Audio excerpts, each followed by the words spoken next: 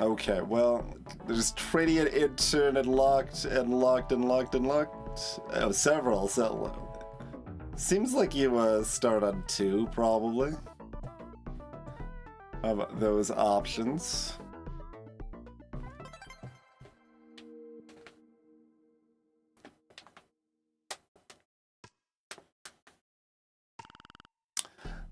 Welcome to the team. Make money off the market by trading. At the end of every Friday, we'll check if your balance at least meets the target amount. If you fail to reach the target, you'll be fired immediately. Survive for 6 weeks. 6 5-day weeks.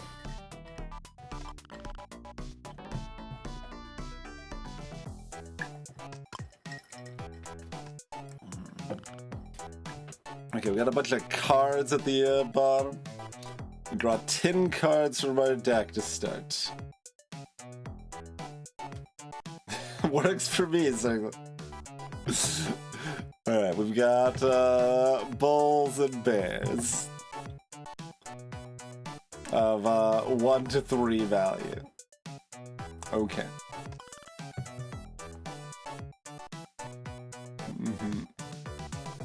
Yeah, I did that. Cards will trigger from left to right once the market opens.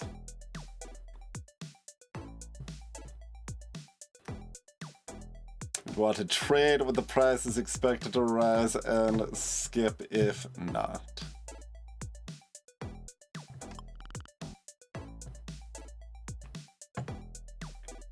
Okay. Watch how these numbers move as you make your purchase.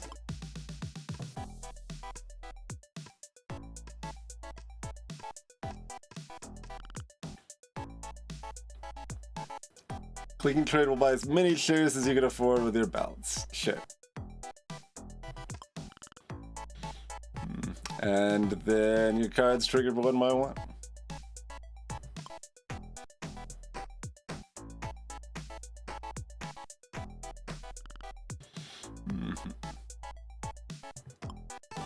Money in the bank. Honest pay for honest work.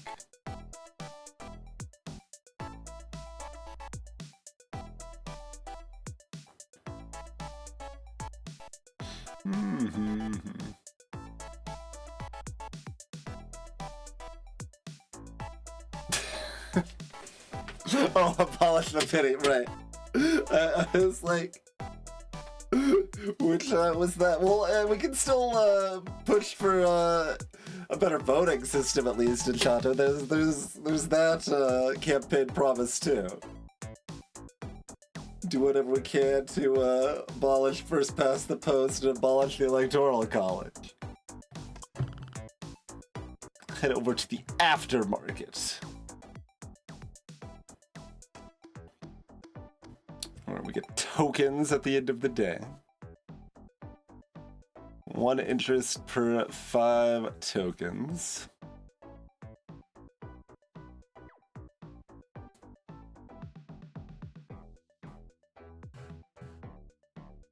We can pay tokens to move or discard cards and stuff, it looks like. Skipping the day gives us a bunch of tokens. We've got a view deck button.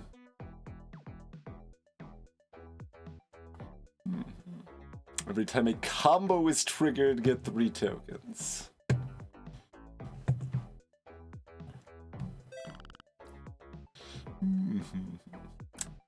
Add 2 cards to your deck. 1 positive and 1 negative. Red cards will help you crash it. Oh, you won't let me click my view deck button right now, huh? That's rude. The Hypnotoad. Sure. It's a cub. It's bigger with other bears. The controller.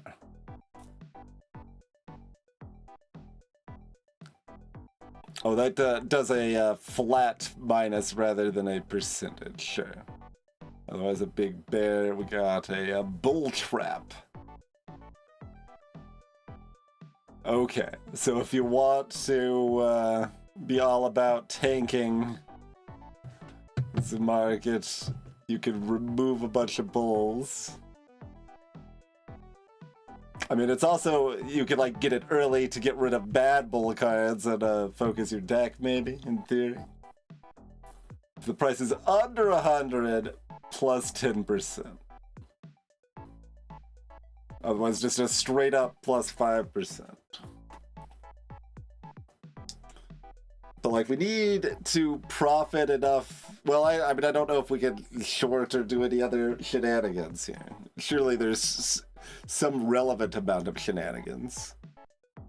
I'm sort of feeling like the let's try to tank things and see what we can do with that. Because based on the little we've seen so far, it's not beneficial. So, assumedly it is, and we'll see. So yeah, if you're trying to get things really low over time, the controller could do the work.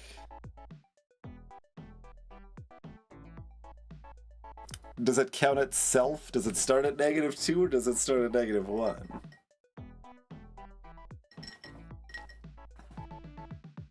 I'm gonna grab this bull trap.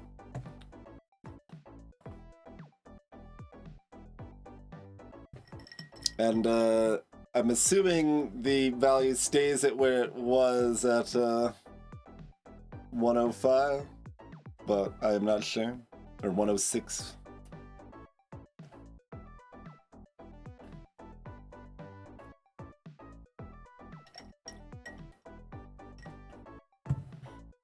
I wonder when the bull trap activates too.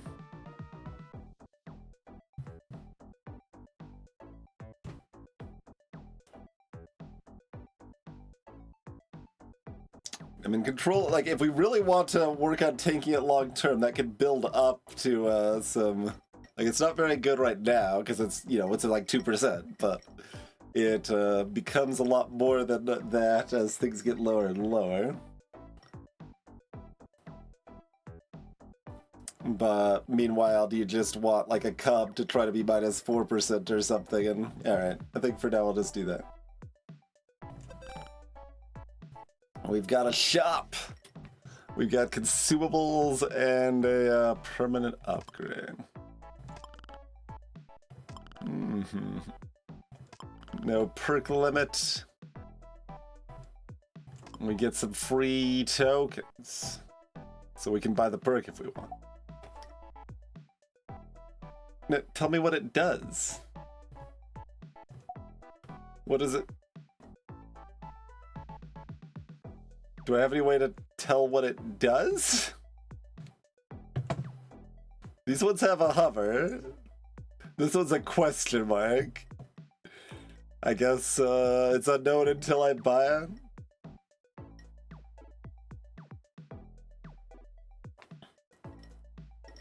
Oh, you can just use a one-time sleeping pill to tank things.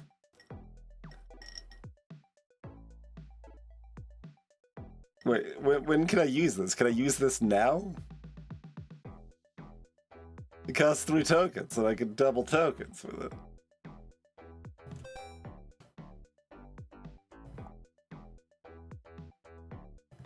Okay.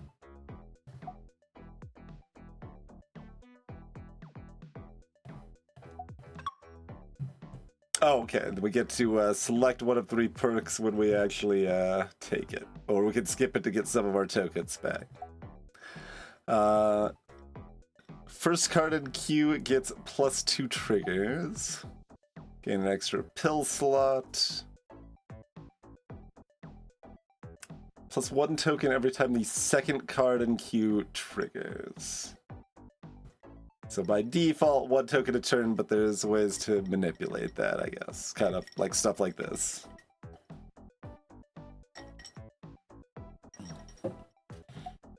Well, it says it's rare, and it probably is the most impactful, so sure. I guess we pick up the sleeping pill too, or I mean, that'd be better if we took the controller, where we're like trying to like lower flat values, but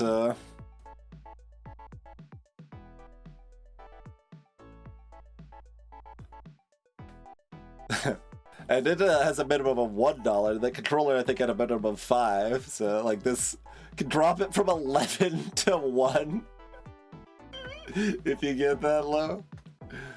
All right, we've only got 2 pill slots, so that seems a little questionable, but it's fine. Yeah, it's fine. Do it. How is it all pulse?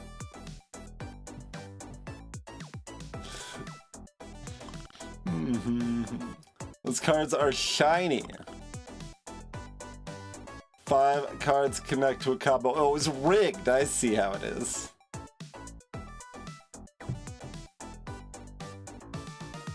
Okay, looks like the cup does count itself, so there's that. Hello, Joe.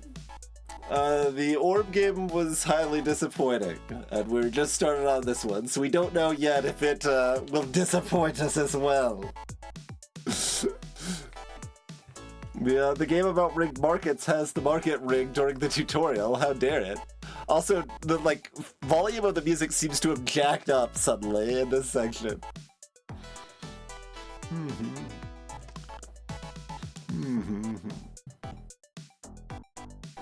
Okay, types, not just colors, of 5 in a row. Yeah, one that gets doubled is, or tripled is the weakest, but.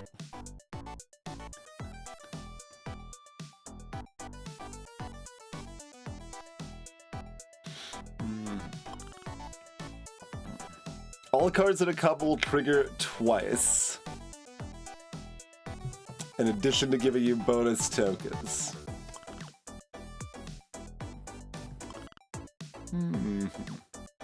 You can push this combo even further.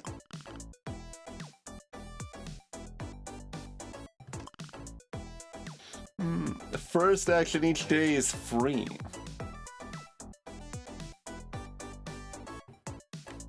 Like, what if I want to just cancel the combo? Move my Bull Destroyer over here and just ruin everything.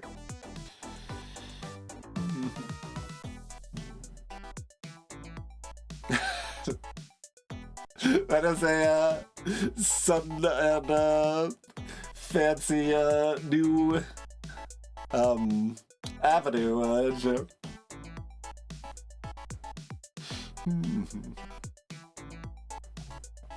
All right, we are moving 5.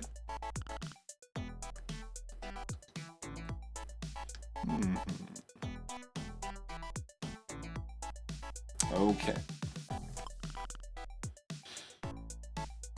You always want to save some money for moves.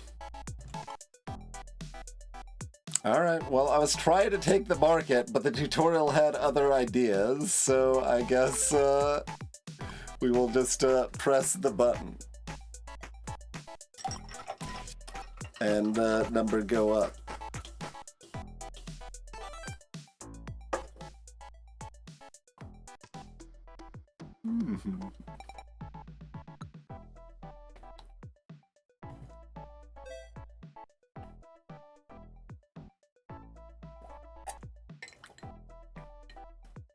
You were put on the spot, yeah. I don't think I actually know what a poodoo is.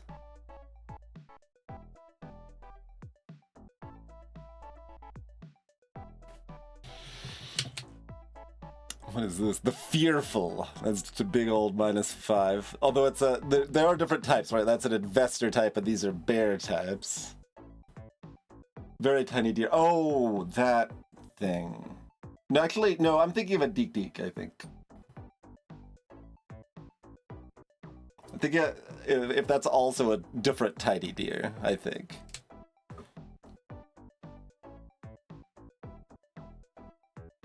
Oh yeah, and tokens also give interest. I don't actually know what... oh, it's probably interest for the tokens, right?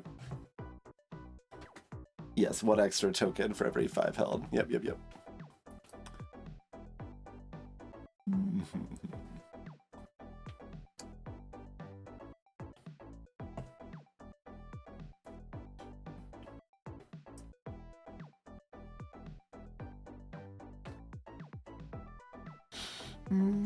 Surfer. Price is over $100 after triggering. Permanently modify this card's effect by -2. So, goes big to start, but then can become a negative card that's green eventually, but perhaps. The police. Delete adjacent investors. Or delete it instead.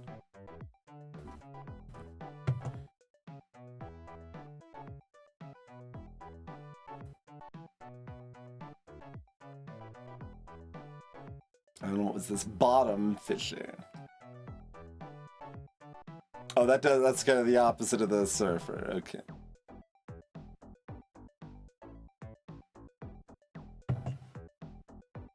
I'm still gonna try to tank things, so I think we grab the cub, because like if we get multiple cubs, they start squaring or whatever.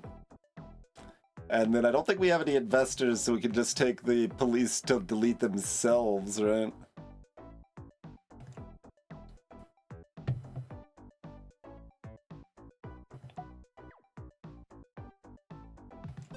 Sure. You can buy another perk for 15, or we could just vibe. But there's another double token thing, so you like always take the double token thing. But I could save it.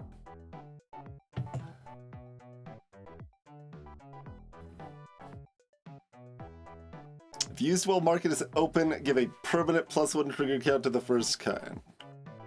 I mean, that's my perk that does that twice costs 15. That only costs 3. I do have to use it while the market is open, but... Alright, so I guess I'm gonna use that immediately. That was the right one, right? Yeah.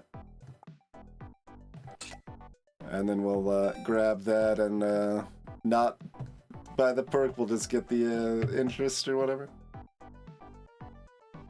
But like, I don't actually know how I'm making money by tanking the market, so... We might not be able to survive the first day if I intentionally take the market right now, but you know, whatever, it's fine. Okay, the tutorial wants us to go negative now, good. All part of the plan.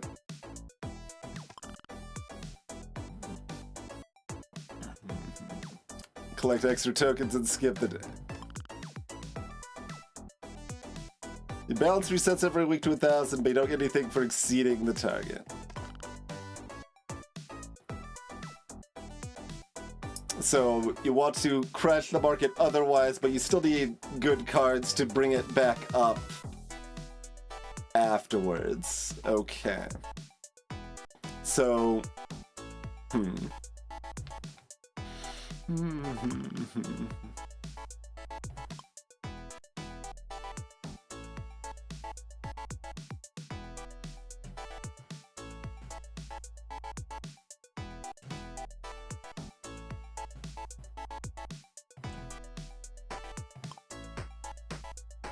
Wait.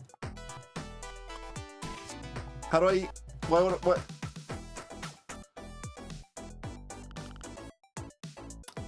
Does our, I guess, market open mean something different than I thought it meant? And yeah, I could have made a bigger combo, I should have. I was just focused on using this, but it didn't let me use it.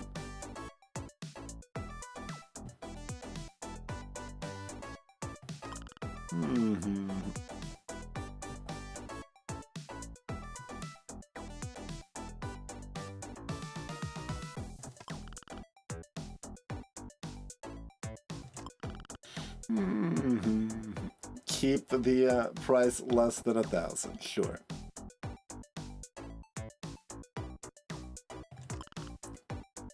Volatility is our best friend.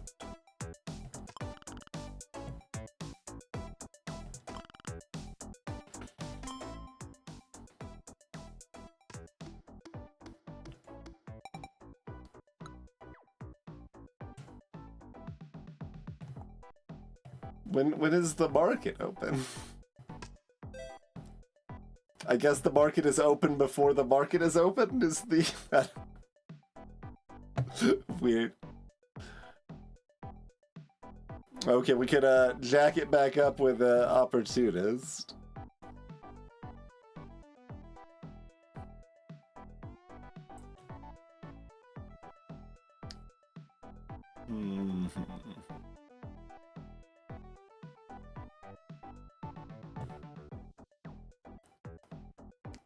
Oh, and there are discards here too, rather than just moves.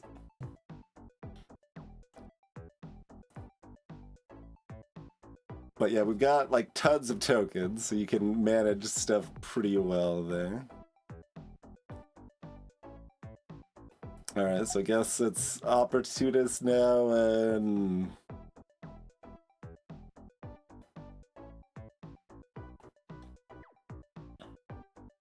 Rebel can tank it fast if it's high.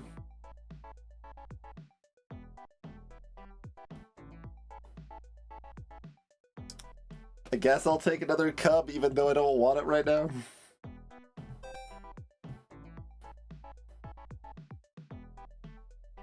I mean, do I sell one of these so I can double my tokens again? Like, it keeps giving me this. It's too strong not to use, right?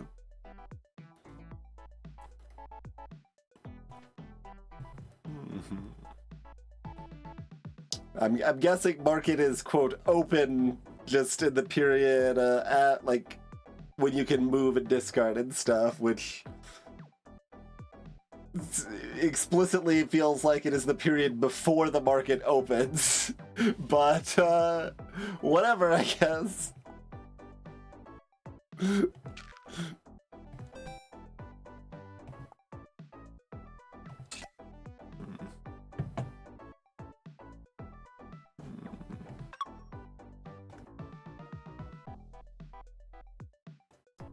That's the short.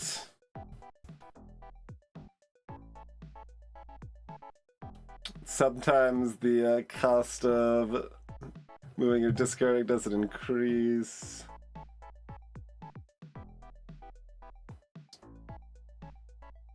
Max interest +2.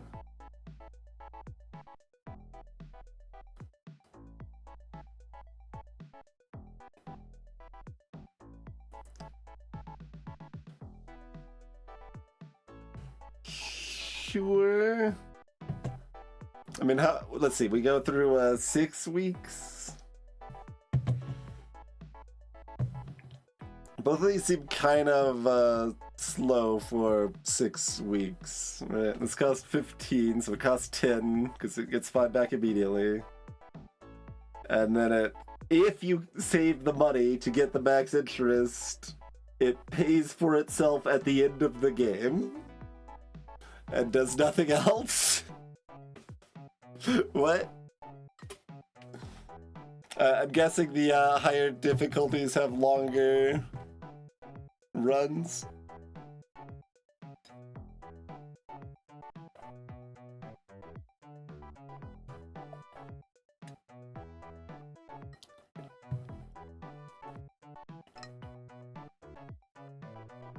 So all of these are bad. Is this? I guess this is still better than just skipping. We get our money back eventually, and this is just -7. I mean, I don't know how much the price of moving and discarding goes up, but it's only a 20% chance for it not to increase.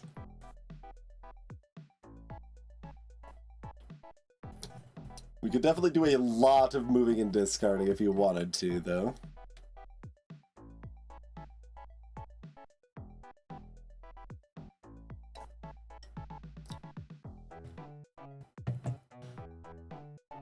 Oh, interest is per day. Thank you, Too Tall. I thought it was per week, not per day. Okay. Persistent it is. Very good. You can, I could buy another one for 20, apparently. That's actually not that bad.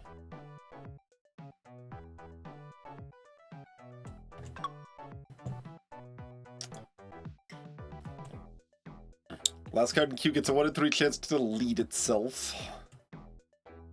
Last 2 cards in queue get +1 triggers.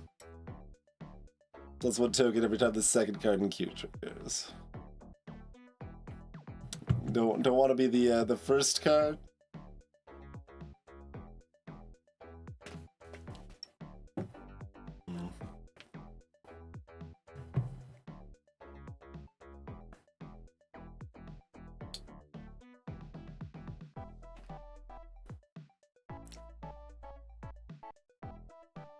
Spreading out my double triggers is awkward. I mean, that still eventually gets there on its own in a not very exciting fashion, but like I want to like frontline because we've already got looking to proc the first card like 3 times, 4 times already. So also doing that with the second makes sense to set up for combos. So I guess we'll just grab Rudders Up, even though it's not very good yet.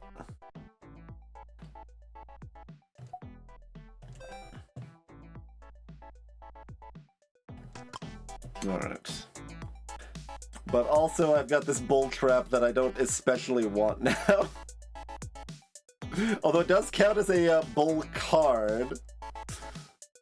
As far as the combo stuff goes.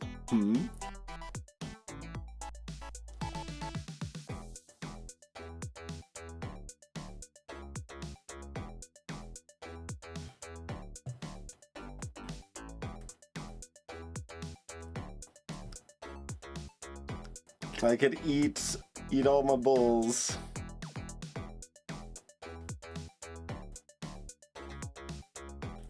It kind of feels like we need to hit the target before we do that, though.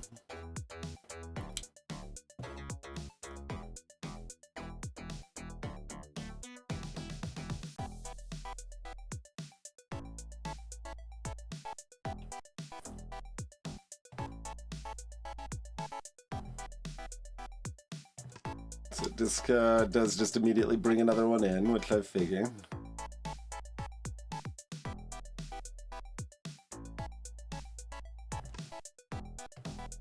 Alright, well.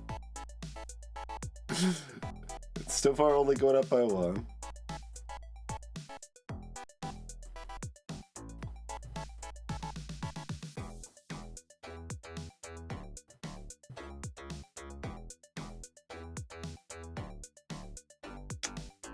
Opportunist is awkward here.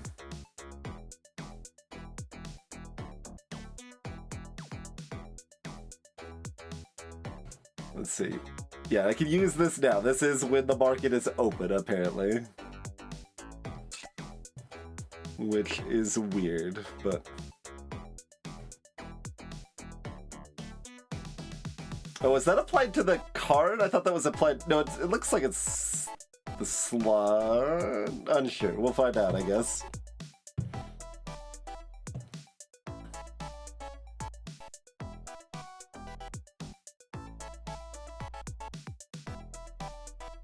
I mean, I've got tokens I can keep discarding.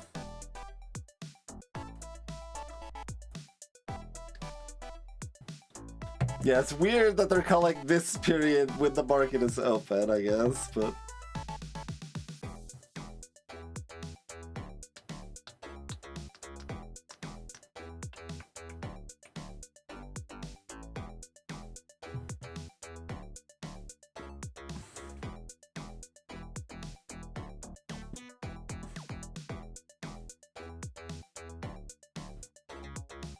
Oh, we could have the opportunist at the end, like, well, I'd have, like, This is the Balatro problem, right? Like, this is all mathable, but it doesn't let you, it doesn't auto-calculate, right?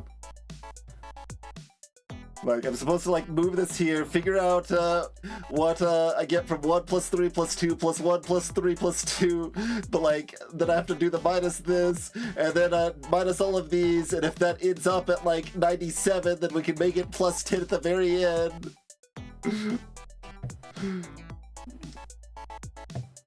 But we are on, like, 2 out of 6 difficulty or something. I don't know how many. They were all locked and unnamed, but... so we don't really need to worry about it that much right now, but still, like, as far as long term, that's a problem.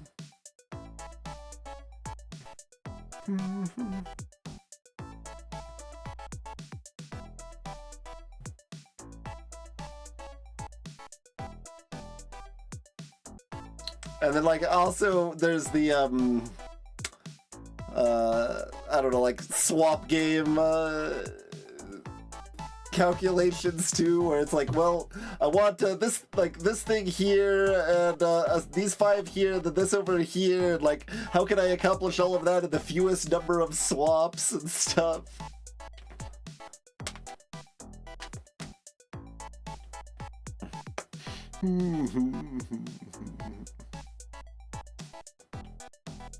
Does that video series talk about Alice Mazer? I forget, is that her name? But I'm not familiar with any other Minecraft economic stuff, but I do like that one. I actually can find the link for that quickly, so I'm going to. Maz, maybe? Alice Maz, is that? But I'm sure any, yeah, Alice Maz, there we go.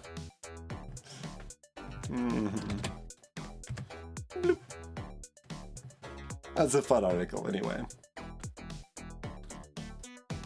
But yeah, I've enjoyed game economies on multiple fronts. Like, this is, why is it so much louder now? Oh, I can't bring up. Oh no, here we go. Options. General's at 13%. It's still this loud. All right.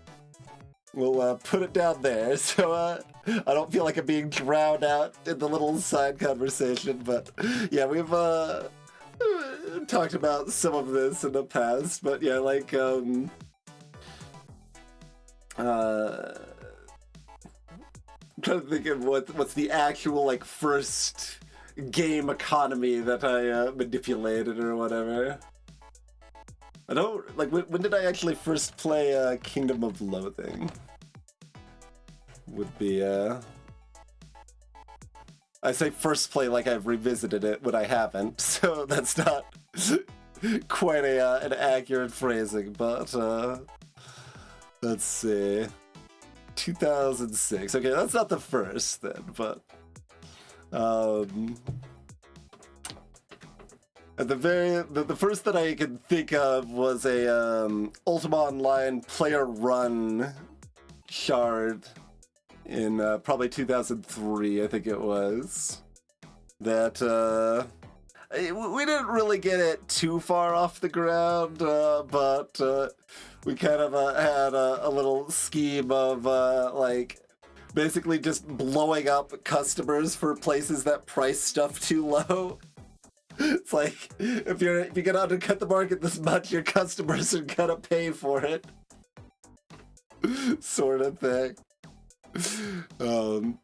But yeah, Kingdom of Loathing had an like kind of auction house that I took good advantage of. I guess yeah, older than both of those would be like RuneScape, maybe, like although it follows some of the same trends as Kingdom of Loathing, where some of them anyway, like dealing with quest items, like there was some quest ore called like Blurite or something that you needed to like get past this level 50 giant or whatever to be able to mine or whatever. So I just like managed to set up that like I was like much lower level than that, but I just like run past and be able to mine, but like I'd have nothing else on me, so when I died you got to keep like 3 items or something at the time, so I'd be able to keep the blurite and then just sell it to other people for 5,000 so that they could complete the quest without being a high enough level to fight the giant or whatever. I also did like resource arbitrage before I even knew the word arbitrage, like in RuneScape, like rather than mining a bunch of resources myself, I like went around and bought resources from small-time miners. And like due to the way the economy of convenience worked, large quantities were actually more valuable than small quantities. So I'd buy like, you know, like 5 to 20, 30 or whatever certificates from these small-time miners, and then sell them in bulk to people who wanted huge amounts of resources, and make my profit as a middleman there. And did some of the same stuff with the Kingdom of Loathing auction house, that like stuff like these well, here I could bring up the spreadsheet from 2006. Not that I necessarily remember much of this, but there you go. Items like pool balls and assault umbrellas and stuff.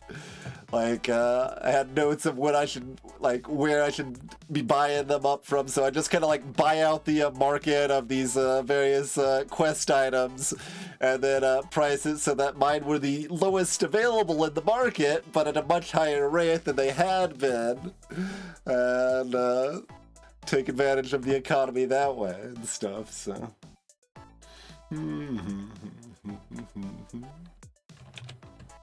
They'd invented a stock market and not an SEC. Yeah, that could be a thing for sure.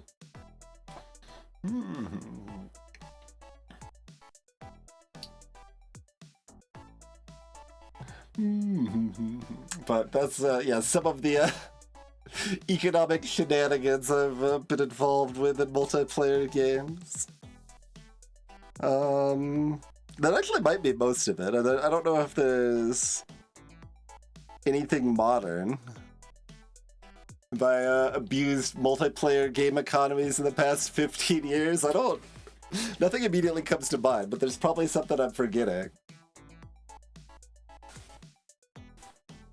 And this was RuneScape in like frickin' like 2002 or something like that. So I don't know quite what things would look like and compare with today, or how much that's possible or correct by modern standards or whatever. But that said, I do wish I had access to old RuneScape accounts, because I would like to sell off for cash, like physical cash money, like 25 Santa hats or whatever. That would be nice.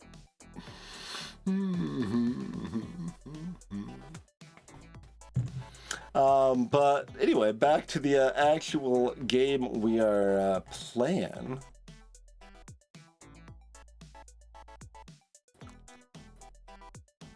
Haha, banana. But yeah, if you like that sort of stuff, I do recommend the article I linked. That's kind of more in that vein of a Minecraft community server that had a market and kind of this whole like story from a perspective of one of the people who kind of grew to control that market and stuff. Enjoyed it. So the only way we get a combo here is by utilizing the Bull Trap, which seems still worth it. How much are we wanting to... I guess we just want it to destroy the one in the...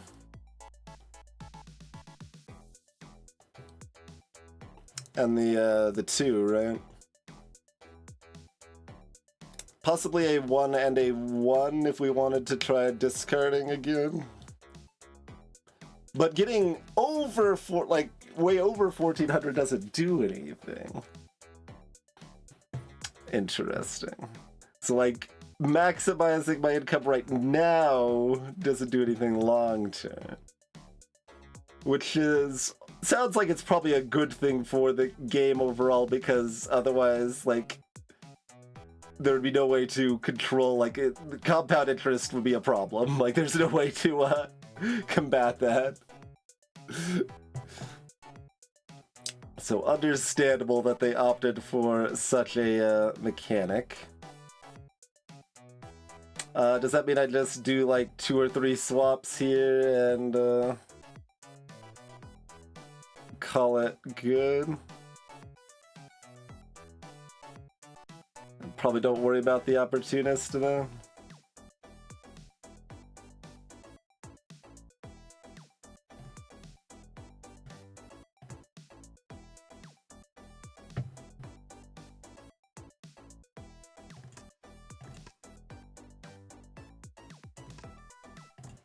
So do like that or something.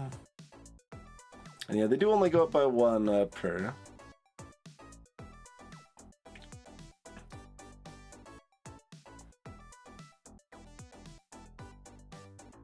So these will all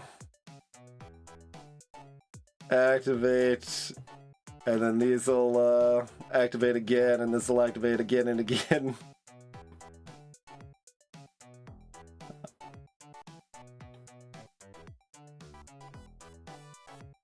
Is that enough to, like, it feels kind of close. It's not actually that profitable because it does drop by a good amount by the end, but... Because I could use 4 more tokens to make sure this opportunist pumps it back up at the end.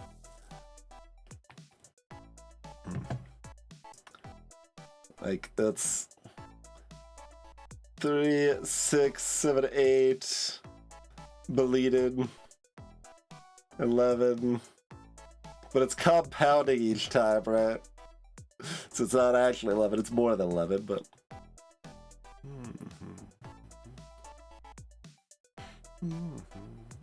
14, 17, 20-ish.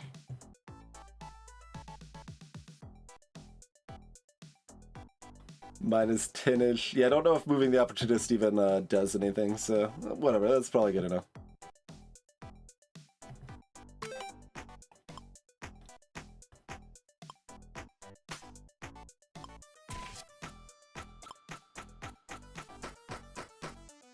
Oh, it does go to 98. Yeah, it was gonna be around there, but yeah, it was enough to go over 1400. That's what I was aiming for there. All right. We don't want another bull trap. We don't really want a calf. I guess we just want a straight up the greedy. That seems very straightforward. Although we don't actually want it right now. Bear X just gets beleted after one-time use. Do we just take a basic bear 3?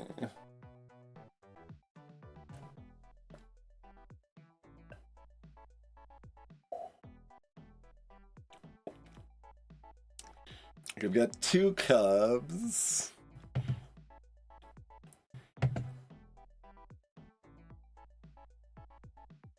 I mean, maybe I'd just take the bear X, actually.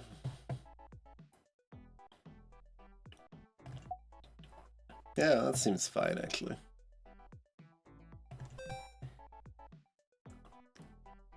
If used during weekly event selection. We can reroll an event, apparently. Now that I know that's a thing that exists, that seems like something we might want.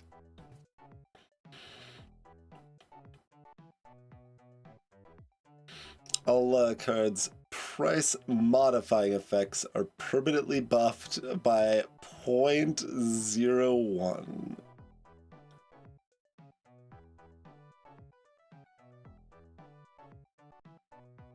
How much of that do you need to get going before it's relevant? Seems like quite a bit. Yeah, I guess with 2 empty slots, I'm gonna buy that. I'm gonna ignore my vitamins. And we want to set on 35 for interest, ideally, but yeah, you can still stack up huge amounts of tokens between weeks that you're doing well in. The price of perks, of course, goes up each time, so spreading out your perk buys makes reasonable sense, but... Pwah!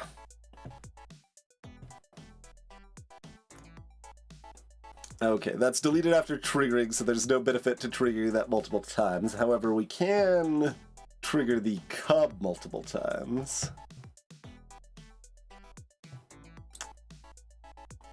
And discard the opportunist, maybe?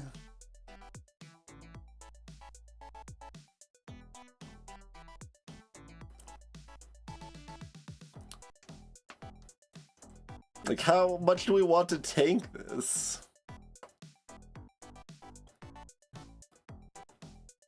Like, I've got the tokens. I could just go to Tank Town. I think I need to discard this. Okay, we got another bear.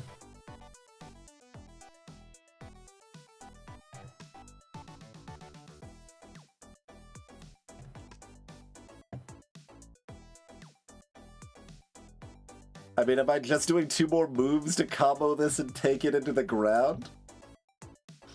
Hello, Peter.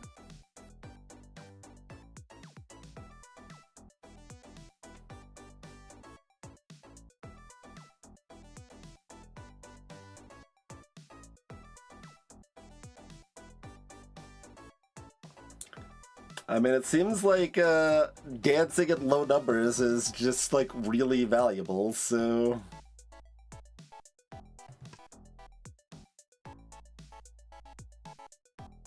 Let's do it. I almost clicked trade after all of this. Let's alright, let's take it.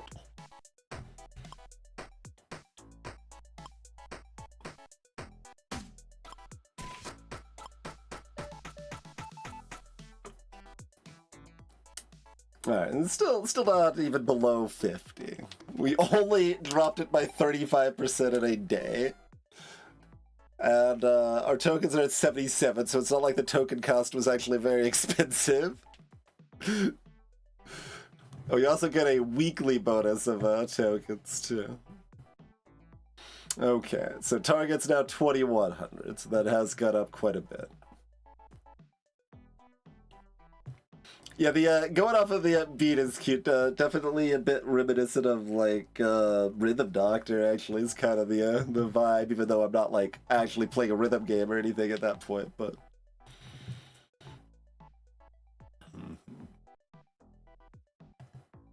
all right, inflation hits the market. Oh.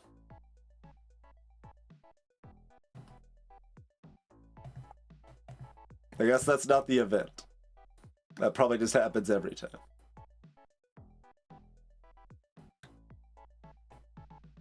So that's another reason to have bought a perk there.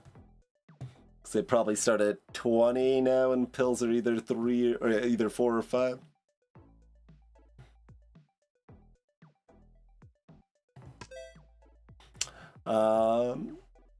Uncertainty. 2 null cards will be added to the deck.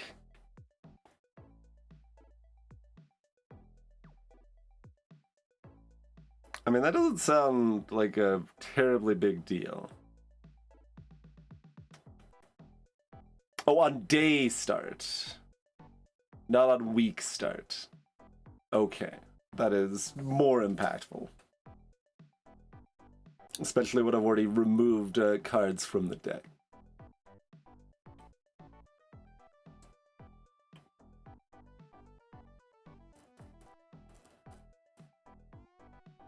Yes, on a day start, we get 2 days.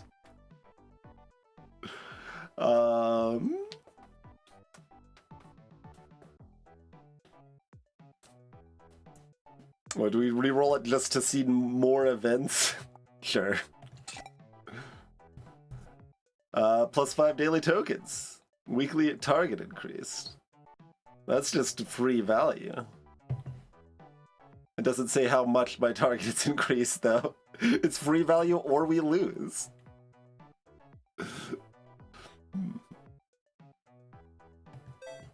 Okay, it went up quite a bit. It went up quite a bit.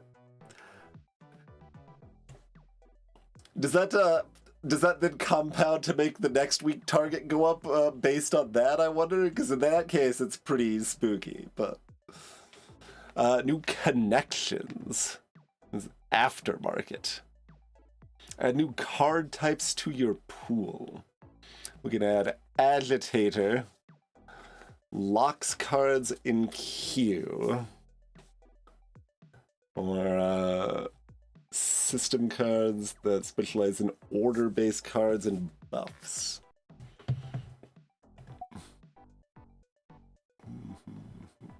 Sure. Give me a hand. Your new friend offers you a gift.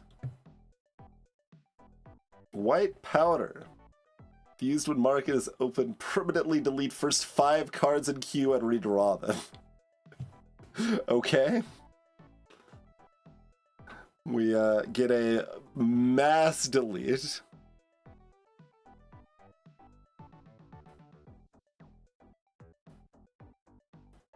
Or I could just get 10 more tokens.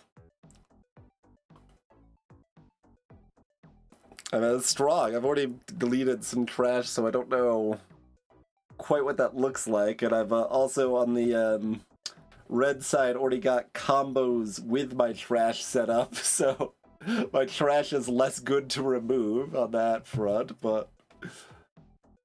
What am I gonna do? Not accept this white powder from strangers? Alright, so you can get another cub. Yeah... Rebel could keep triggering if it's high. I mean, we never want the prize to go that high again, right?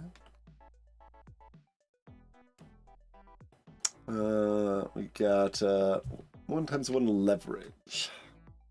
Buy extra shares equal to 10% of shares held. Shares will be bought even if balance is insufficient. But you'll pay if you can, I guess?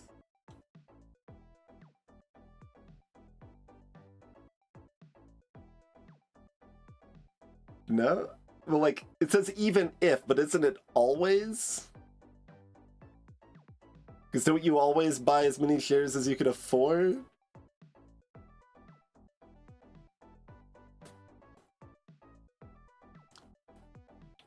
Or am I misremembering how that actually works? Hello, Iron Fist.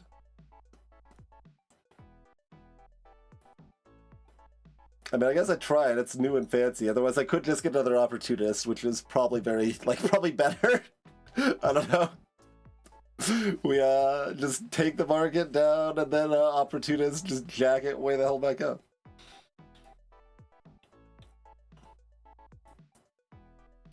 But you need some leverage, right? And I guess I'll just get another cup. Yeah, I think it has 20 now and 5 now on the pills.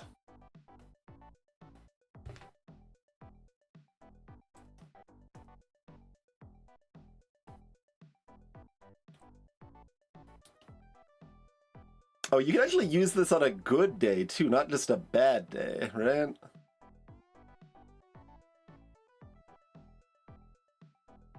Because you use it before the market is open, because that's what when the market is open means. It just drops the price by 10 before we buy. I mean, I guess that's comparatively not that relevant if we aren't increasing it by flat amounts. If we're only increasing it by percentages, that's not actually like that good, maybe? Yeah, give me part. What do we got? Last card in queue sometimes gets deleted. All cards' price modifying effects are buffed by 7%.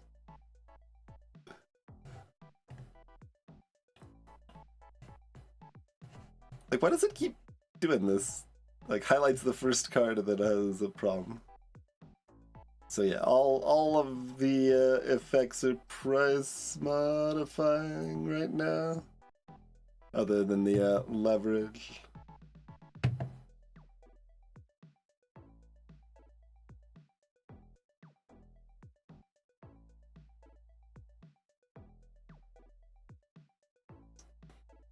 I'm kind of set up to be able to draw my deck every turn, but you don't actually really want to do that. Well, I mean, you can actually make that work. I don't really have the deck to make that work, but I can see there's ways that you could, where it's just like, okay, well, I'll just combo the side that I want, and it doesn't, like, we don't need to worry about discarding, we just move stuff around because we draw most of our deck. I mean, you do add 2 cards every turn, so you can't, like, keep it that constrained, but just looking at, like, how if we remove 5 cards, we're down to 12. Hello, 6 feet under.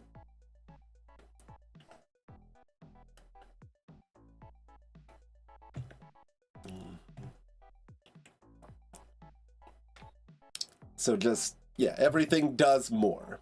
I mean, probably reasonable. Last cards and queues get double triggers. I want to front load it, like keep stacking double triggers on the left side if I can here. Otherwise it becomes too awkward to deal with, to be honest. So, alright, just everything bigger. And since we aren't... Like, it keeps the plus 10% working more easily if I keep the price low. But, given we're increasing by percentages rather than flat amounts, the only difference is how many shares we could buy, so it might be, like, marginally better to be a lower flat amount, but if we're going up 30%, we go up 30%, whether the price is high or low, I suppose, huh?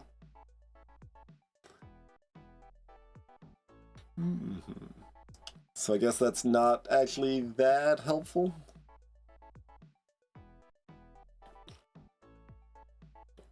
Probably. Right now. I can see times when it probably would be, but... Alright. Are we going to set up to delete 5 cards?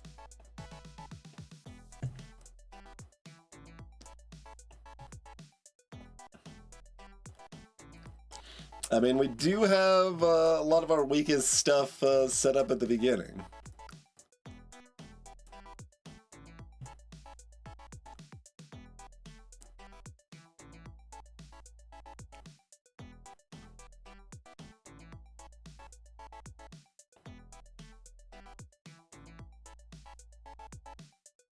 Like, I could just swap the leverage over with this one bear and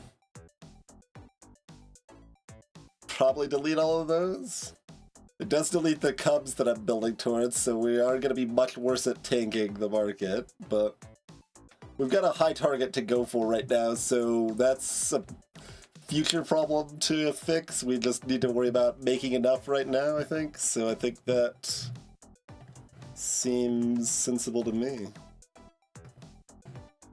So we do that.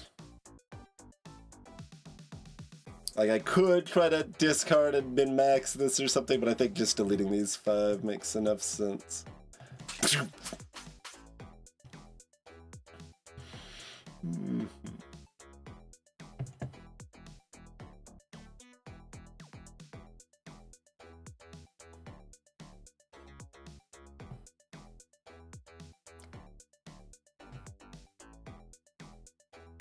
All right, do we just chuck the Opportunist in slot 1?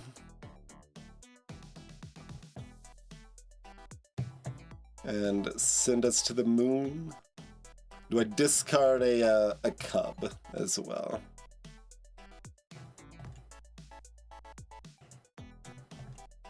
God, the tooltip always hovers over the first card and leaves the tooltip up. It's weird, really weird. It might be like because there's a controller plugged in or something. Yeah, I can move it with the controller, but I have not touched the controller the entire time we've been playing, so...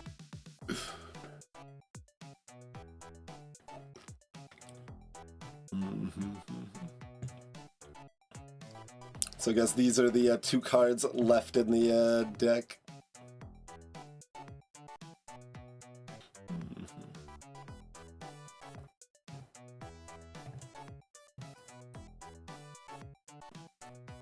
So I need quite a few more investors if I want to try to get investor combos going.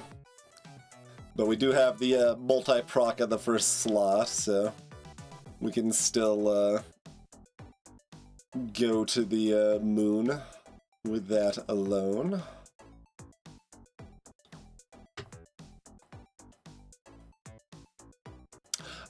Or do we put the leverage first? Because I guess this still just happens when it happens in order, right?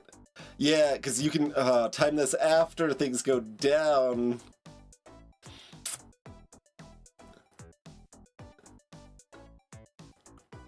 Well, no, it's... But, like... Is that actually helpful? Because it's buying it even if you don't have money. Like, the even if is confusing to me, because it feels like that's always going to be the case. So I guess I'm not going to worry about it for right now. We'll just put Opportunist in slot 1.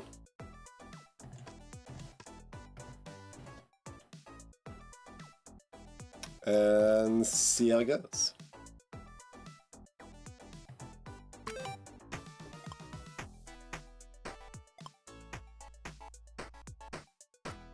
So yeah, when it got to that, we got 2 extra shares, I guess.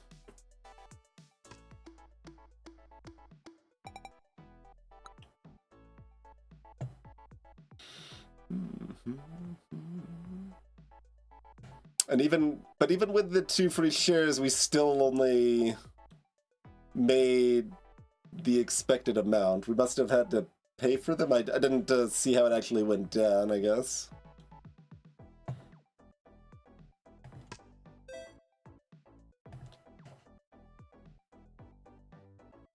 There's another Opportunist. There's another leverage.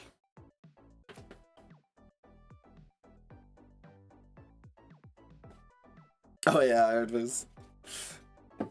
I do remember a big kerfuffle with how long the servers were dead with what, the Diablo 3 beta or whatever. What is this? Noise. For each queued card to the right of this card, it has a bigger effect. Okay, that's quite a bit of control.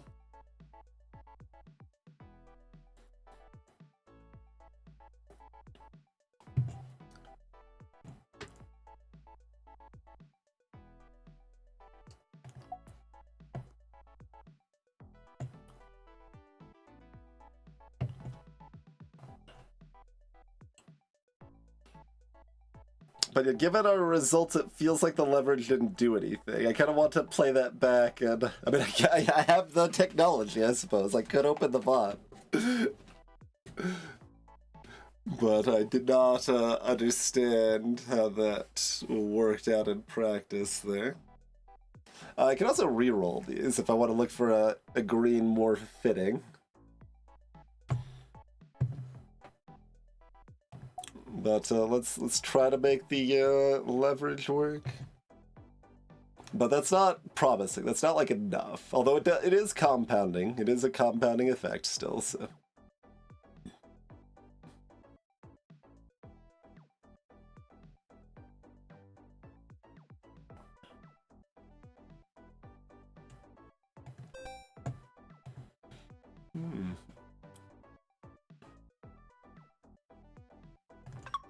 Alright, another perk.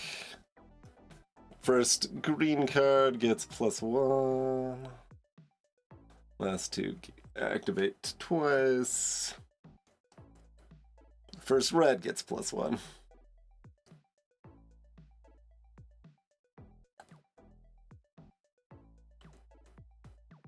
I mean, that conceptually makes sense, like, Cat, it just doesn't seem to flow with how I thought the game worked, because you spend all of your money to buy all of the shares at the beginning of trading, and then you manipulate the price, and then you cash out your shares at the end of the day, right?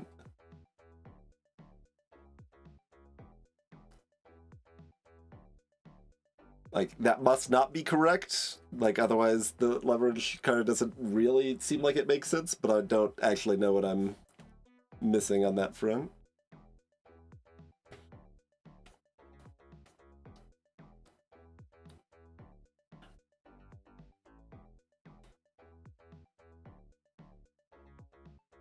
I guess first green gets another trigger.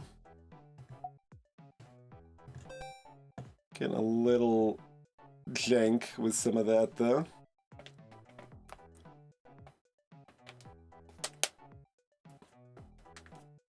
But you buy the stocks before leverage is activated. So it doesn't matter if I can afford them or not.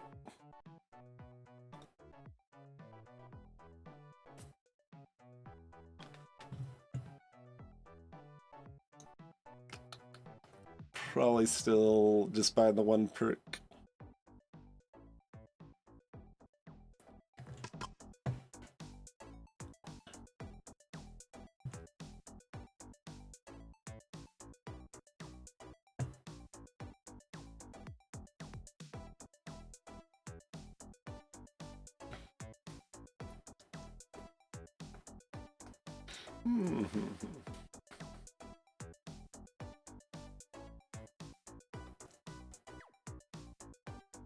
Yeah, I'll have to try to watch it more carefully this time.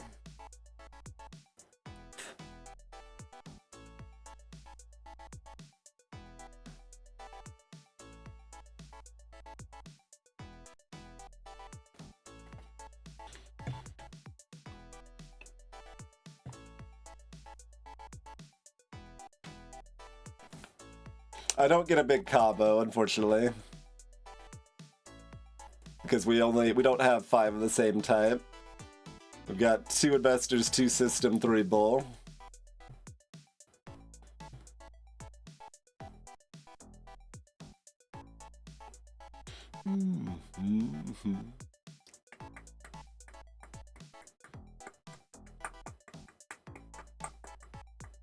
Like, we probably want to move this to the end anyway, but I'm mostly deciding if I also want to move the opportunist, like, over here so it activates. It might actually still activate over here. I guess I can check. I can estimate at least. I could actually do this move too. Like, that would still be -2, but would probably mean this activates and this might mean it doesn't. Let's see. So, well, I mean, there's the -3 first, right? So, -2, 0, -2, +5. Yeah, no, this activates anyway. Alright.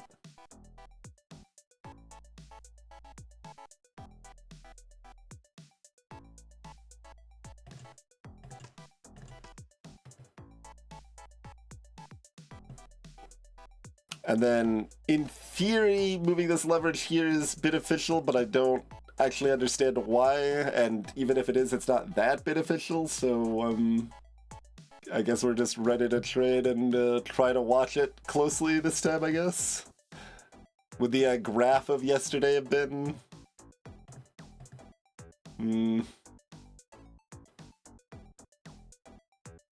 No, I don't think there's anything else I can look at more detailed there.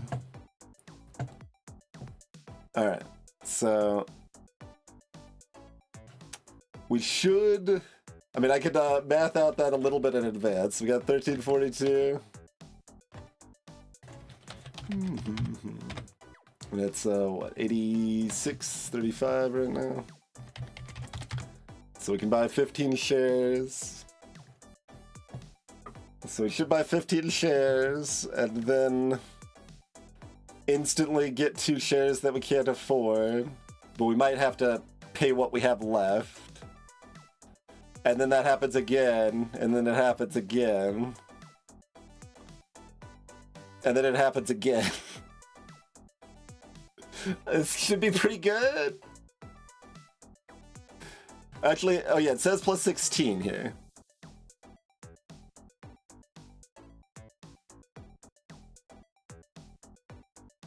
Was it 16? Like, you wouldn't expect it to round up if they're dubbing them shares. It seems like you would need to be buying the whole amount. But we can only afford 15.54 shares. When do we get 16 shares? Alright, well, we get 16 to start, I guess, and then, no, we got 15. It was a lie. We got plus 2, plus 2, plus 2. Okay. Oh! You still have to... Okay. That's why. The balance goes negative. Okay.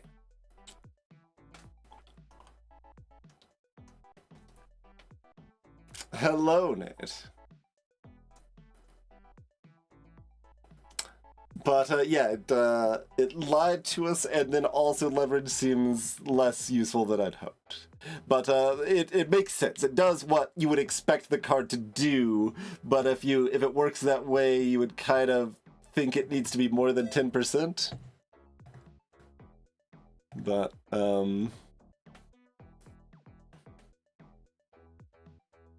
only does something if it's the last slot.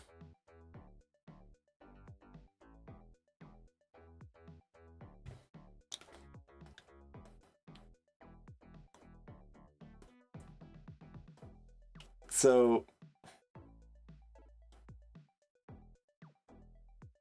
I mean, it's still helpful, but 10% more shares versus... It feels like it's doing worse than it should be, but it should be actually pretty good.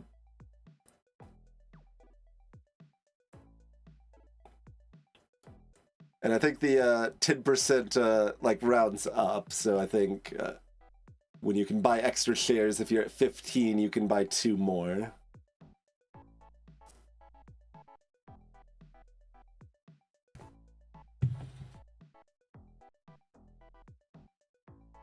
Like, this looks like a problem. But we might be able to fix it.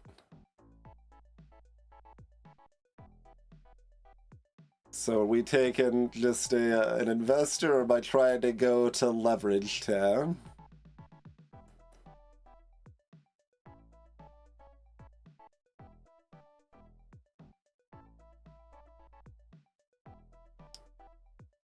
But it's only equal to amount held, so I can't, like, skip the day but still use leverage to buy shares or whatever.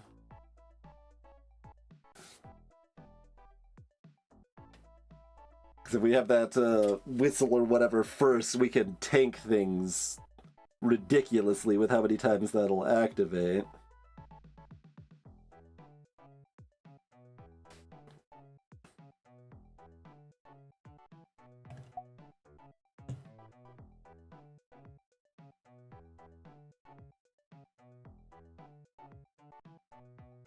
I mean, so far the only system cards we're seeing is leverage, and we've got, what, 2 investors and 2 systems, so it's hard to set up for another combo ever here. I mean, I can take the cap and combo that if I want to, but I don't want to. Noise is a system too. That's true, okay. And I guess closing trade is as well, yeah. Okay, that gives some options then. Because both noise and closing trade can be low impact or no impact. So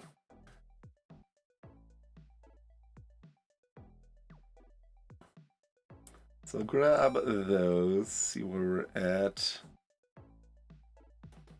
Another permanent +1 to the first card? Probably.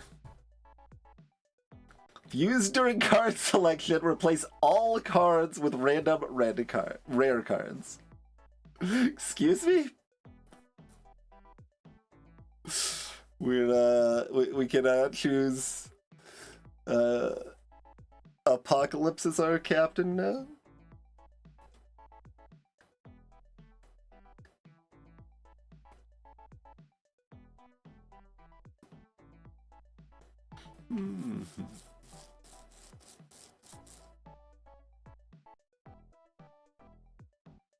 Interesting.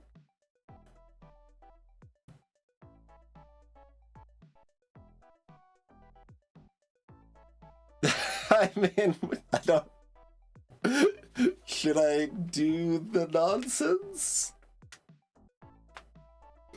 Like, I think I could probably get there with what we've got. We just tank the hell out of the market with noise today. And then the next 2 days go up with the power of compounding interest. And ideally some cute leverage timing or something, but...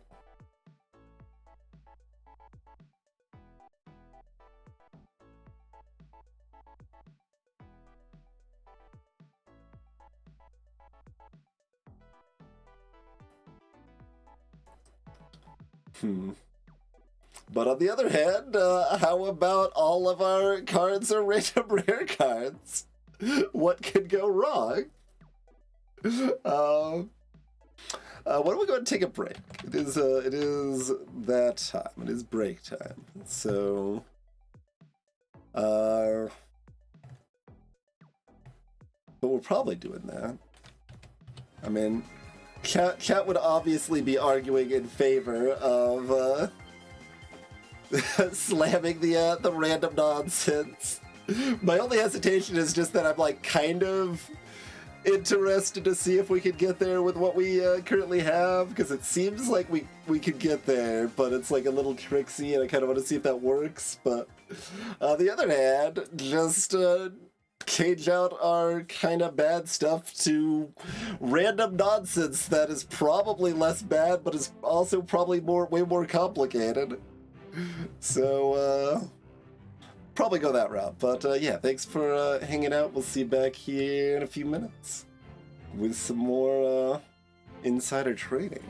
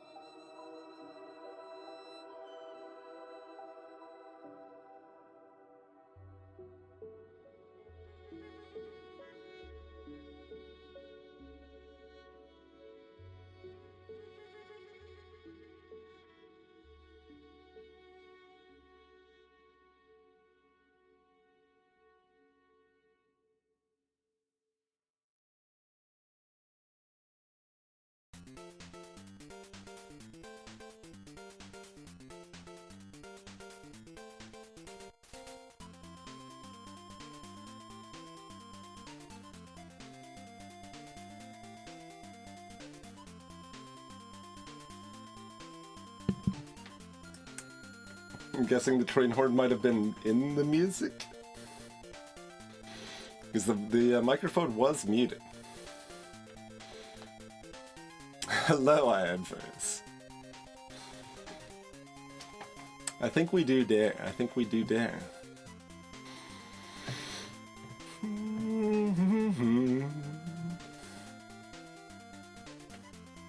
I don't actually recognize the train horn being in the recently played songs, but there's at least one Toho song that's got some trains. I can't say I have specifically noted which songs on the playlist have trains in them.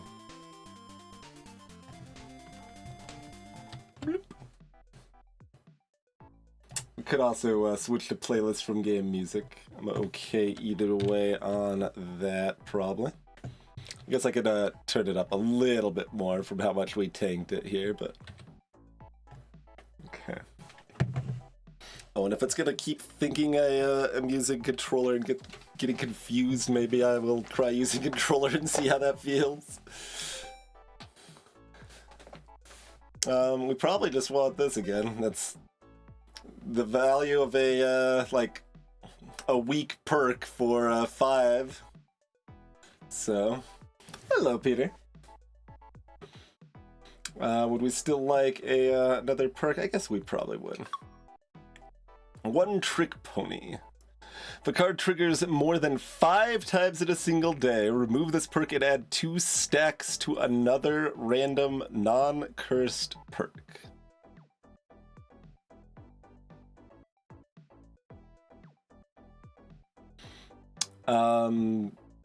Yeah, probably.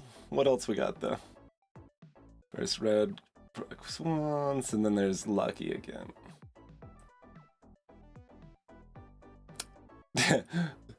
I have no idea how much we want lucky, because it depends on how nonsense our random rare stuff is.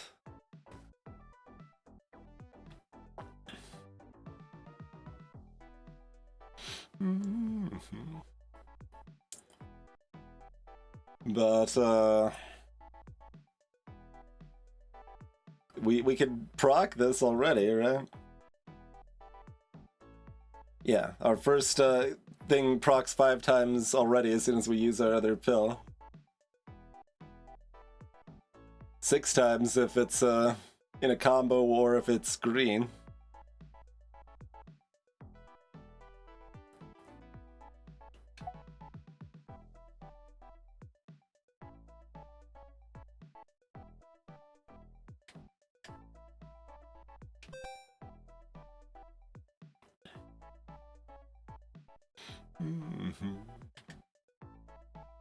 Get used to the controller controls here. Alright, so the original plan was to like move this all the way left, have it proc 1,000,000 times, and the market goes into the absolute dumpster. But I guess the new plan is... Whee! Wait. What's... This isn't card selection. When...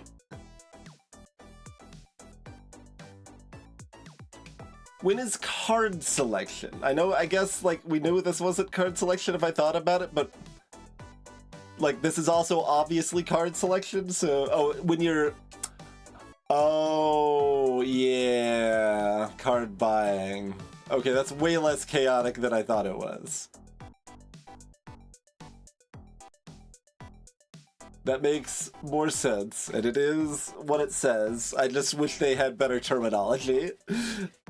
Like, if I thought about it, I would have known what it meant, but only because we've figured out that open market means before the market opens.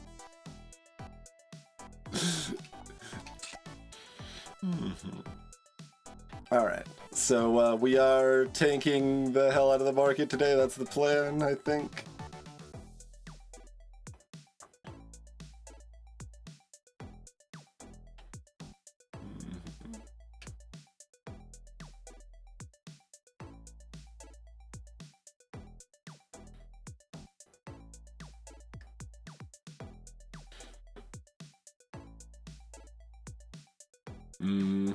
Discarding makes it pretty... No, the bonus triggers are tied to the cards? Oh, no, that's just got it because it's in that slot currently. Okay. Good.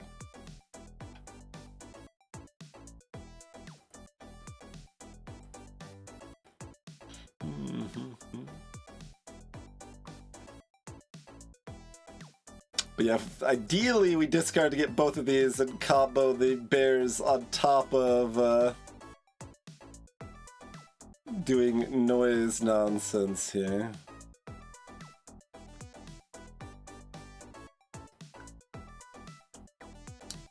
I like ponder if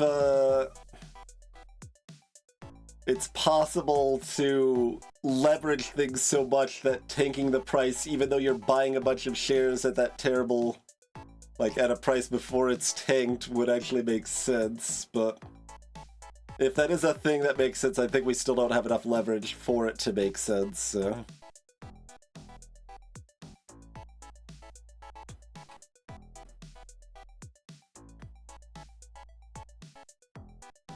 Alright, so we need to discard the Opportunist.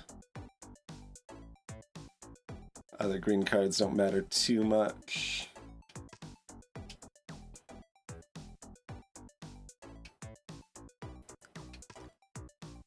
I mean, I should have considered if I wanted to not tank the market today, but it seems like we kind of need to tank the market today, so...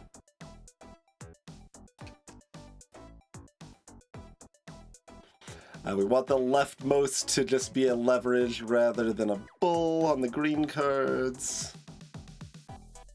And we want closing trade in the last slot.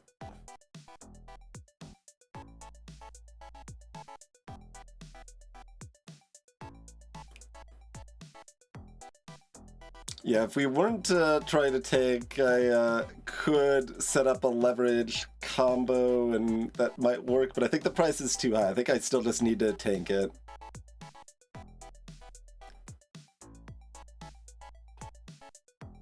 And comboing the system cards isn't actually helpful. Like, it makes this activate one more time, which I guess is possibly still good. Like, minus 20%'s a lot. But, like, this is already happening, like, 5 times, so... that happening a 6th time doesn't seem that important.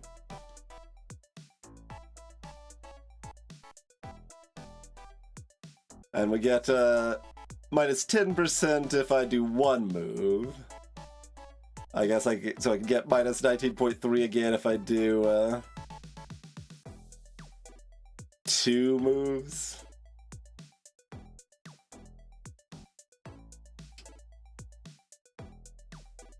The trigger count still says it's on this bear.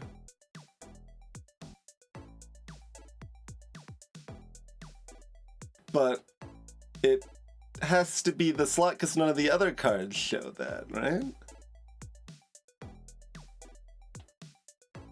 Or did I remove the ones that it activated on? Yeah, starting to think that pill hits the card, not the slot.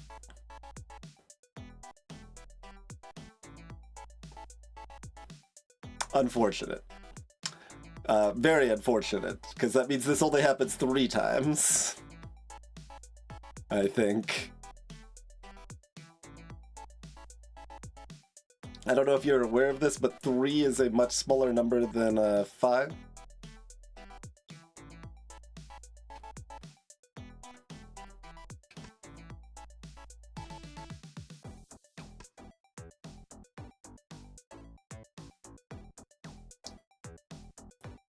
But it still kind of seems like this is what we gotta do, so maybe it'll work out.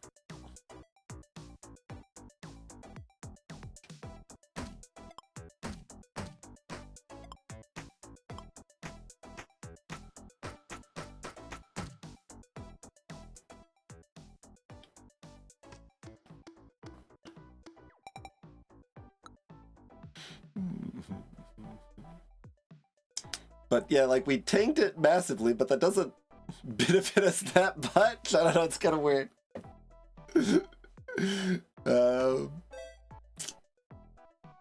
Scale in. If adjacent to a system card, permanently modify this card's effect by plus 1%.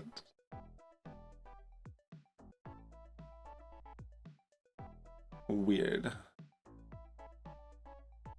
Ooh. Okay, we can do opening trade, though.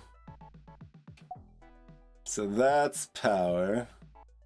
If that wasn't there, I'd probably re-roll here, but because I don't really like these negatives, but that we can do 3 times, at least, so.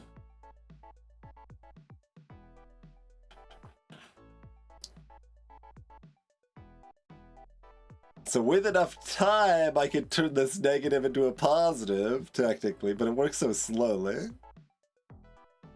And it just says adjacent to a system card, so like, if it's adjacent on both sides to a system card, I don't think it's +2.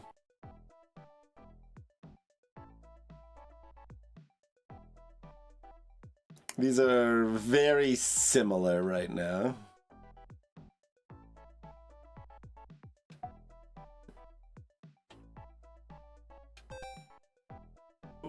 Oh, I could have used the psychedelic there too, but that's all we were offered is more psychedelics, apparently.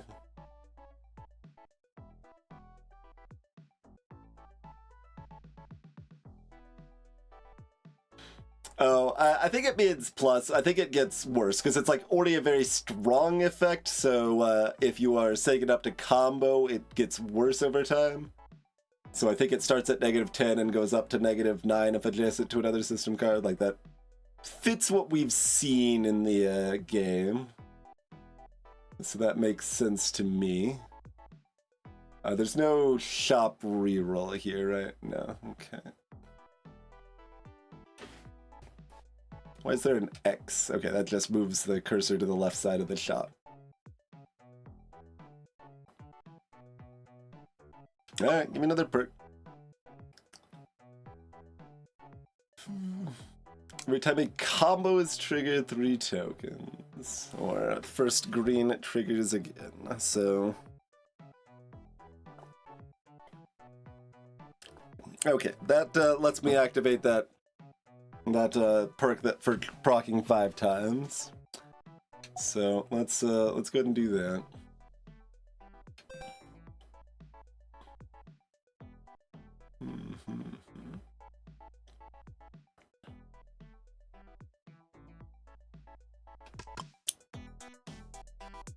Okay, we do have the opening trade.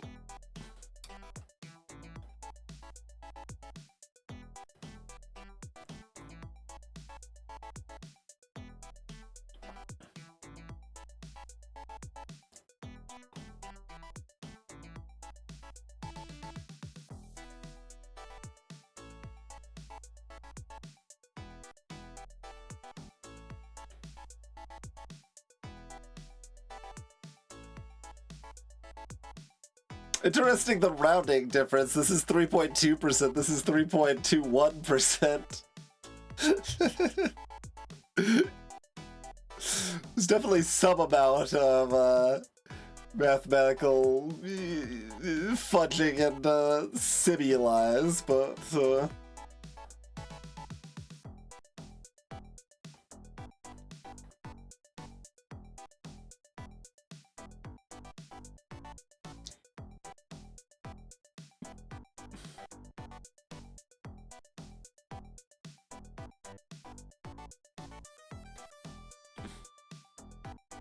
I mean, this has to be the first slot. Just deciding if there's any way we could really care about going to leverage 10.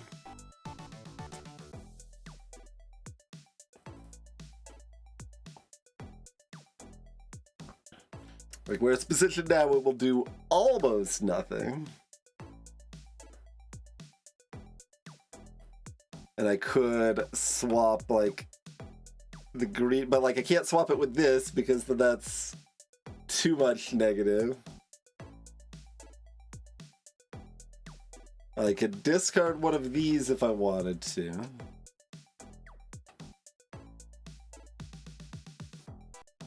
But, like, I mean, trying to find Opportunist is good, but we also might be fighting the double-triggered bear that we didn't realize the pill applied to the card rather than the slot.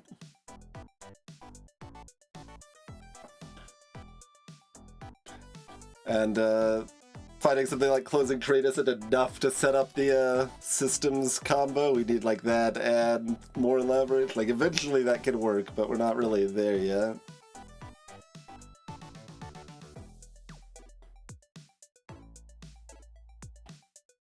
Like, the leverage situation is not good right now. It's got potential, probably. That's the best I've got for it. Oh, I've got to close... What? No, don't quick restart. No.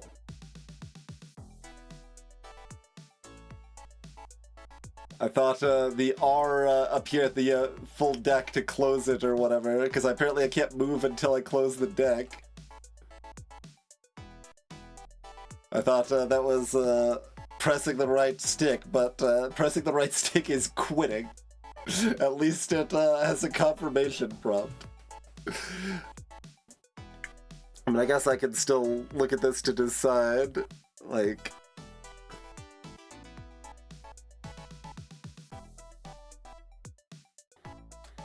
So, we're going up 54% when we move that to the first slot.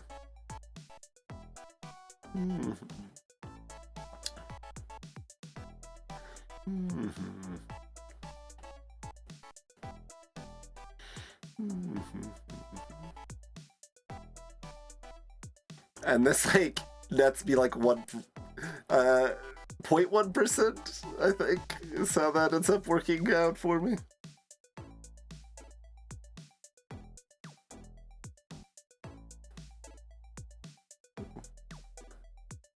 $10% of plus 1% or whatever, like.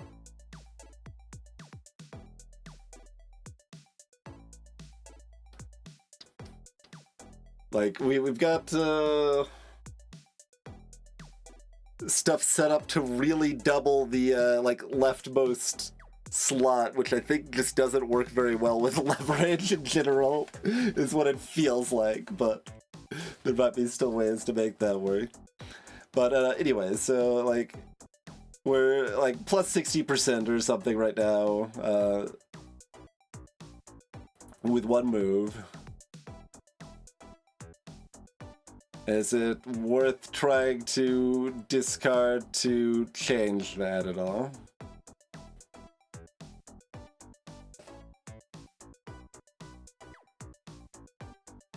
And like if I discard like one of these, then this card moves left, or I forget if the new card fills the same slot or goes to the rightmost slot. I think it goes to the rightmost slot.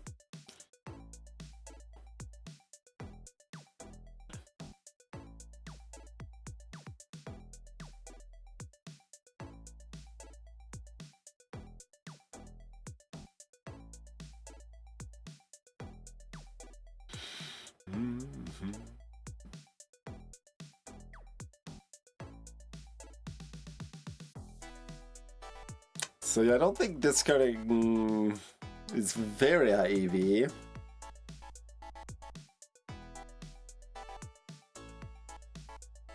I can discard this. And then I draw the thing that is negative only if it's at the end, and then I have to either discard that or move it immediately too. Yeah, I guess I'm just moving.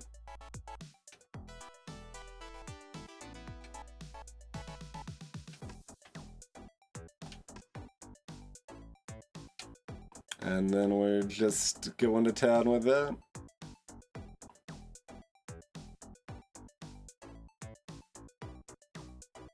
I suppose. Give me those 38 shares.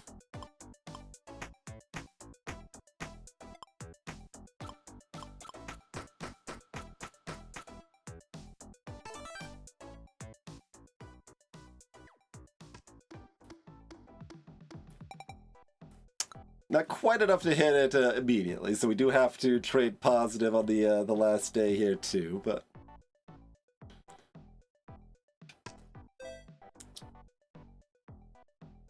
Hello, Cat Girl Dragon. Well, there's another noise. We don't really want two noise, exactly.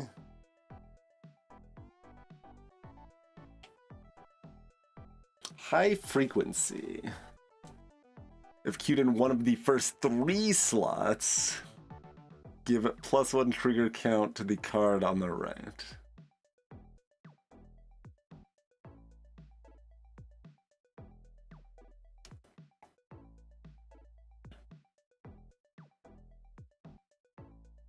Huh.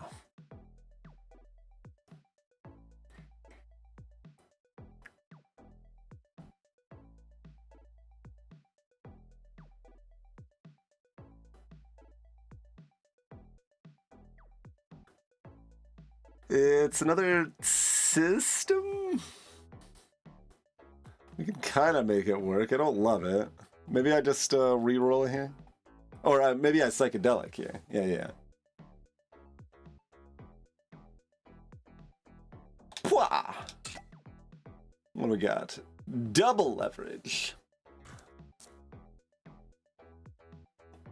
Wait, no, not just double. 2 times instead of 1.1 times. Oh wait, then shuffle all other cards' positions.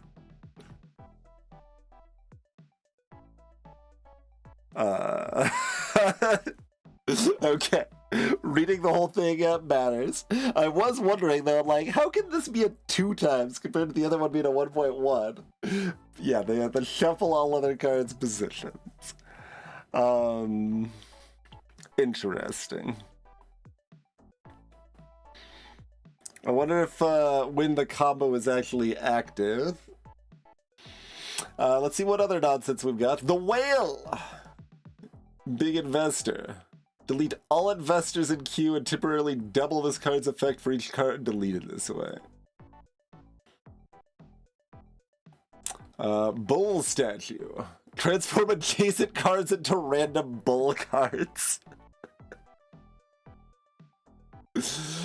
Delete should be permanent, yeah. Bear statue, yeah, same thing there. Flattening.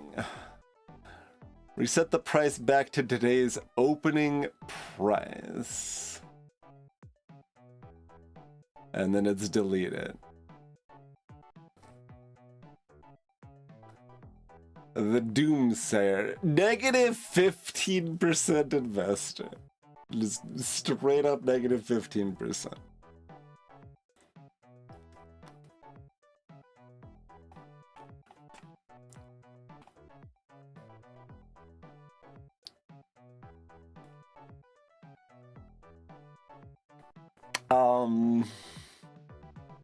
Huh.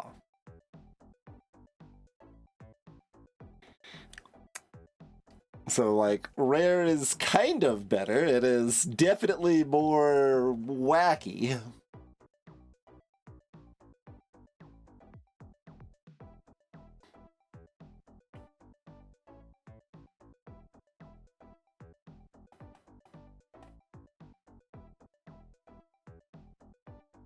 We might just be re-rolling.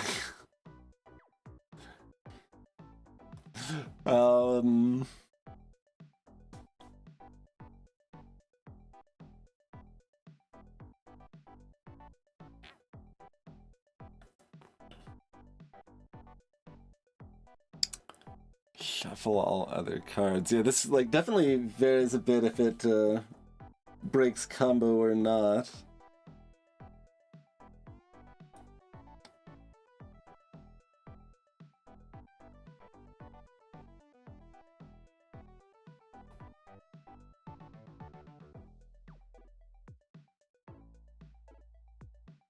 Leverage is weird. Like, there doesn't really like 10 cards is kind of not enough to get like a 10% extra share buy in the middle of your queue to do that much most of the time, it feels like.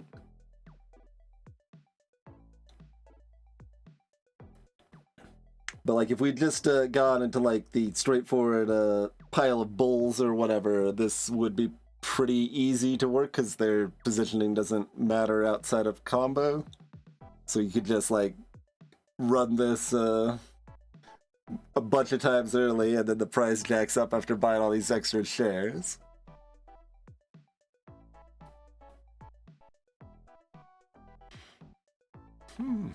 And we like use the special like everything's rare. You feel obliged to take this stuff, but I don't. We could also just re-roll.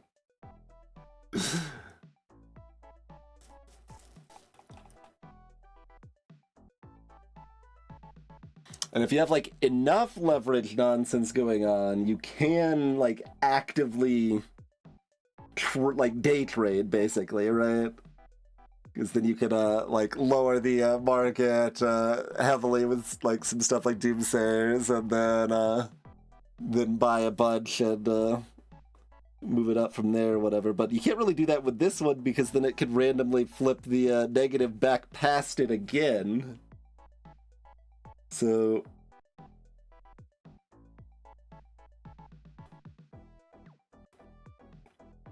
I don't really think we've got the deck to make this work. Yes, you can absolutely go negative with the leverage. It took me a couple of uses to understand how it works, but yes, it will buy extra shares based on how many you have at the current price when leverage is hit in your queue, regardless of if it puts you into debt or not. They are not free, which is actually how I first read it. But it puts you into debt instead. And then you still cash out all the shares at the end of the round. Yeah, I don't think we can make that work.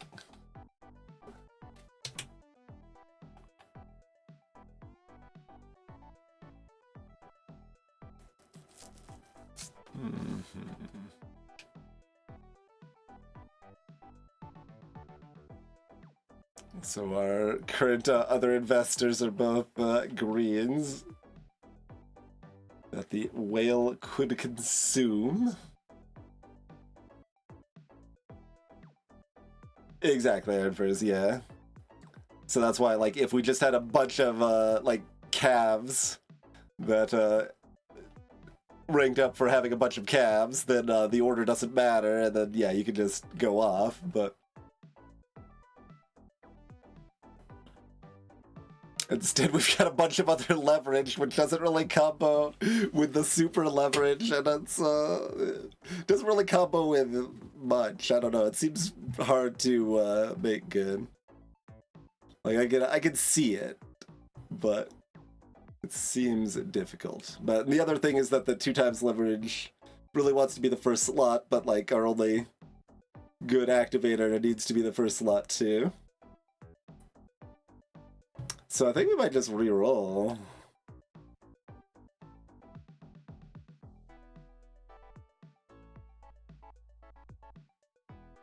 Well, if you put it at the end of a red streak, it does nothing unless there's then green after it.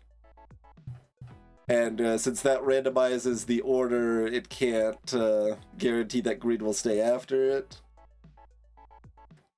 Because you lower the price a lot, and then you buy shares at that price, and then if you're at the end of the queue, then it just immediately sells back at the price you just bought it at.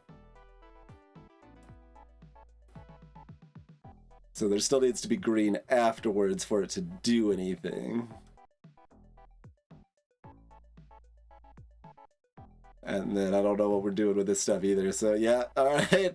So much for that. I guess we're re-rolling. The police deletes investors. Or itself.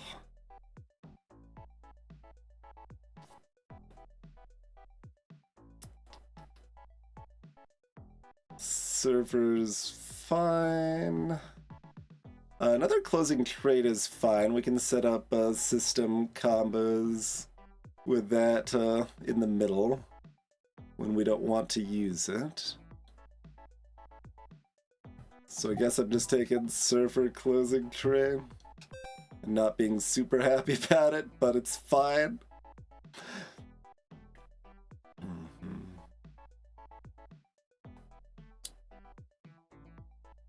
Sure. I guess we're buying another perk. If you own no shares, minus 5% price every time the last card in queue triggers. Sure. So it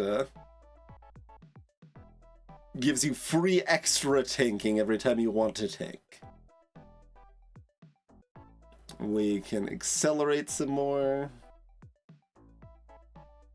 And want more final sprints. What got doubled from the thingamajobber, by the way?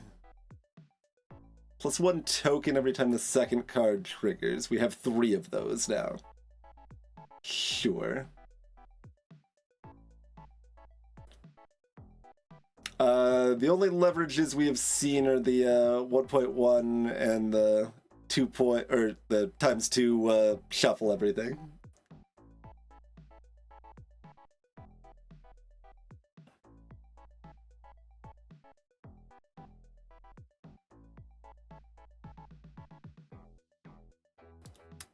But this is our first game.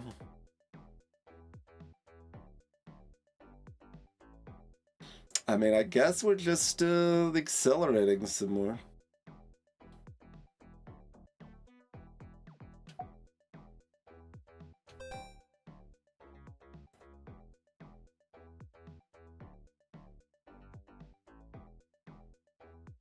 We do get extra tokens at the end of the week, and presumably the price for perks is still going to keep going up, so maybe go ahead and buy an extra perk now.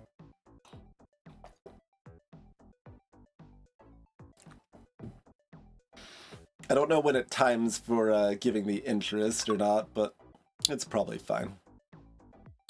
Skipping gives 3 extra tokens. Another runners up.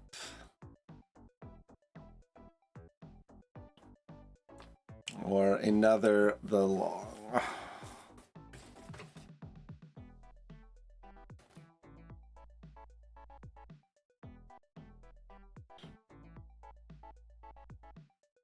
These aren't really worth 25 tokens.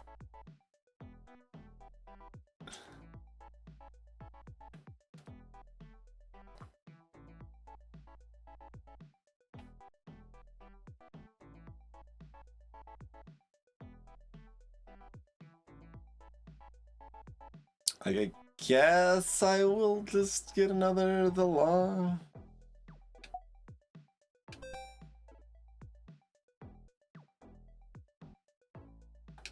Alright, what do we got?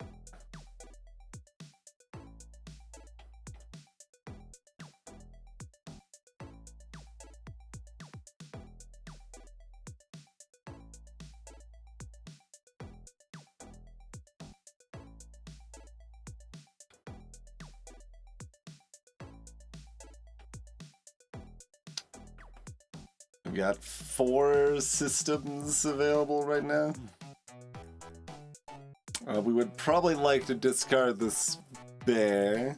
Well, I mean, again, it doesn't matter if we go way over, it just matters if we go over. We have to trade positive, so we don't need to actually worry about it too much. Like, as long as it is positive here, it's fine.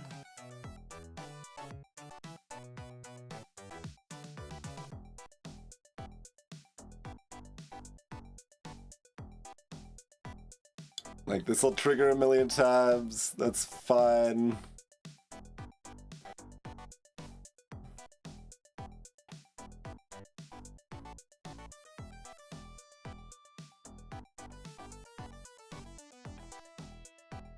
Yeah, so like even with this -7 at the end, it's fine, right?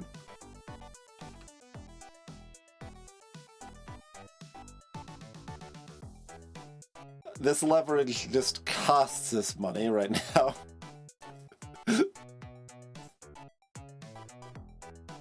So there is that awkwardness, but...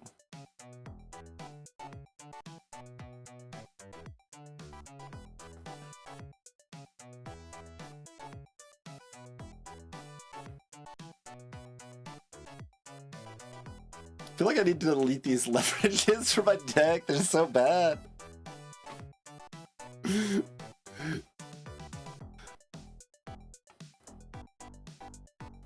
Basically, like, yeah, I think I already said this, but like for the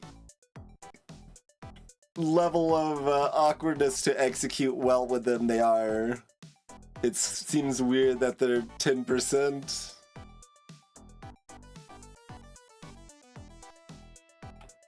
But there's probably like either things I'm just not thinking of or things we haven't seen that make them pop off more consistently.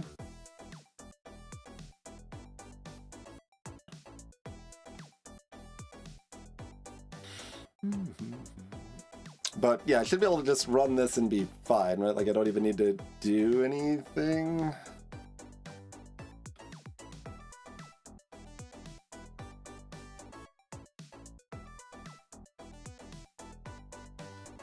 That happens like 5 or 6 times or however many at this point. And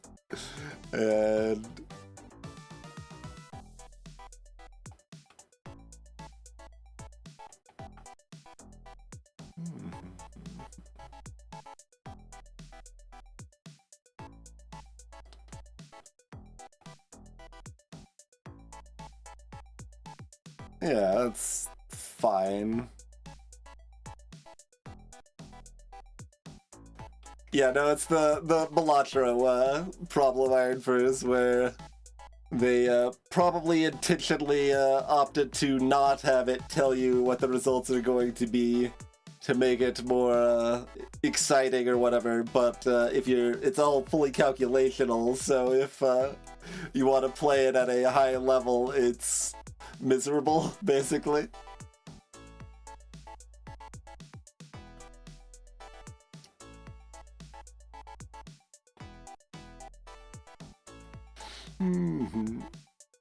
Yeah, there's not usually randomness. There was with the one effect that we've seen, but you can move this over. I think that might actually be worse, but I'm not sure. It's probably pretty similar.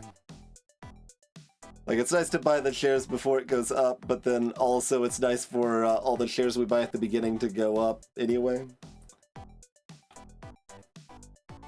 Like, if it mattered, I would probably try to figure out which of these is better, but I don't think it matters, so I'm just gonna hit trade.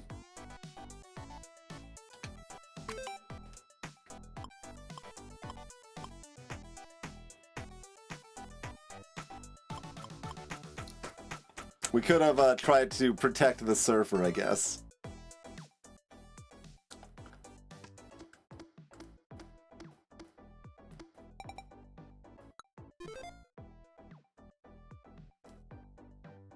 Okay, we do get the +10 for the day complete before interest, but the interest happens before the weekly bonus, so we got 4 instead of 5 interest there. Okay, the target only went to 3,200, so that probably means that the previous week's jump as part of the event did not compound interest the weekly target increases.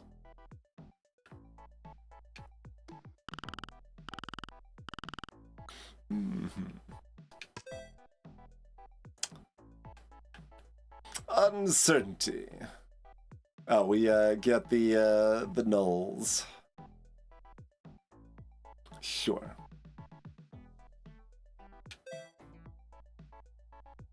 Connection lost.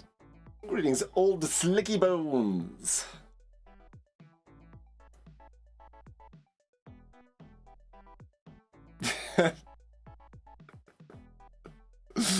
Yeah. Remove bowl cards from the shop. Yeah, that's probably good for us.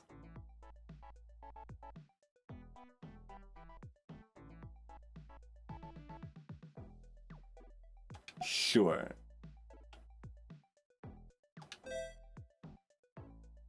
We are trying to go in on the system stuff. It seems pretty sketch, but we're trying.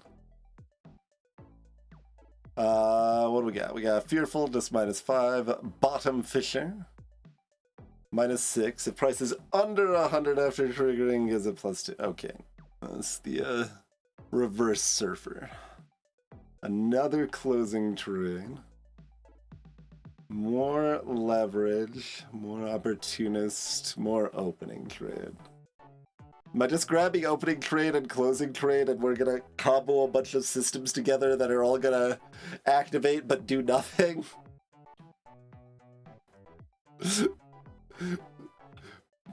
Yeah, I think so.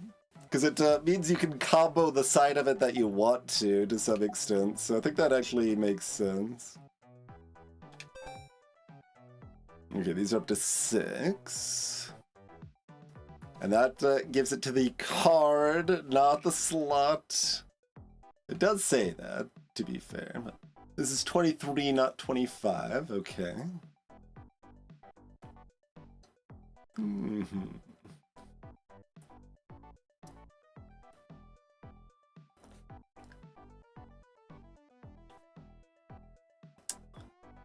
I want to go back and take that card that triggered the card to its right, because we could put that in the first slot and then double trigger the thing in the second slot, and then the second slot, whenever it's triggered, gives us like 3 extra tokens. We could be laughing all the way to the token bank, different from the regular bank.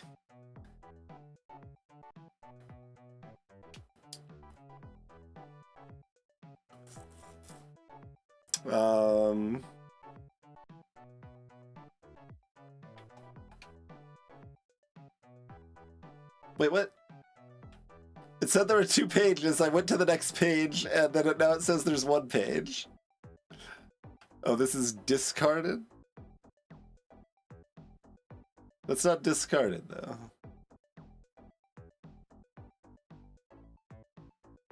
What?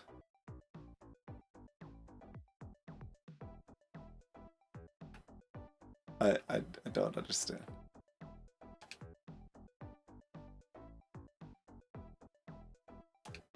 Oh, it changed this.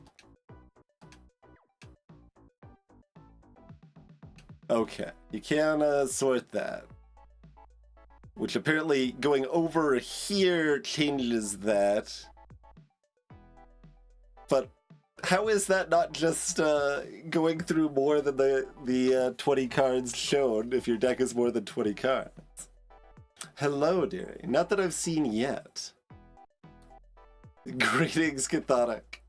We're making stock go up when we want it to, and stock go down when we don't want it, or when we don't want to trade, or whatever. I don't. Words are hard.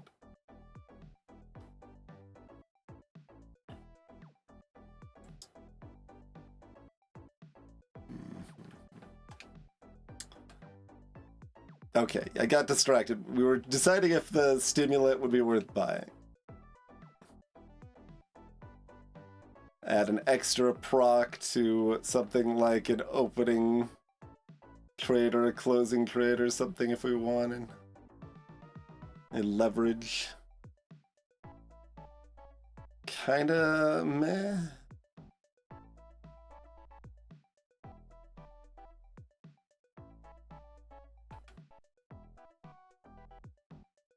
It's kind of good.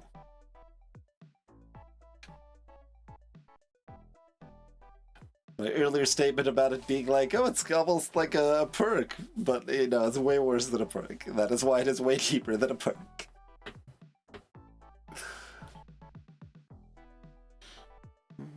I mean, I could buy a psychedelic again and see if the rares we get this time are more exciting. But last time we got 6 different rares, and all of them were like, don't know about that.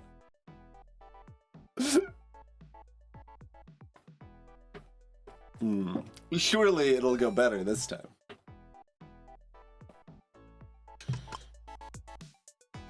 Okay.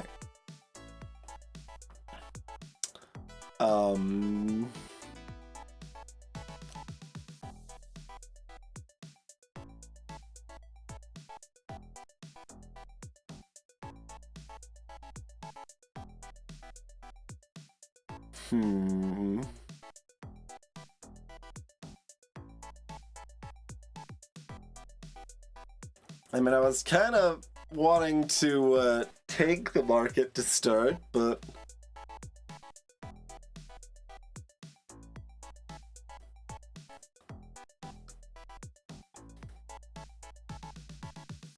nulls and very few reds drawn kind of have other ideas, huh?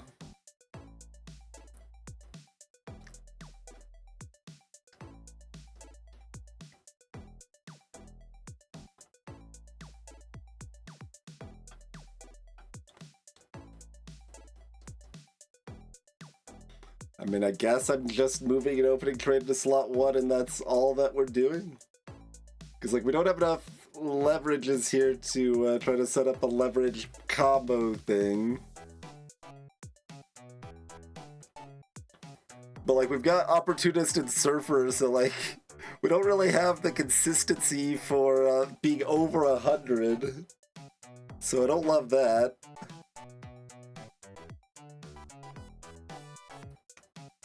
But that's kind of fine for Opportunist. It's less good for Surfer, I guess. Because when we're tanking the market, Opportunists can just be there and do nothing. And we don't have to worry about, like, discarding them, right?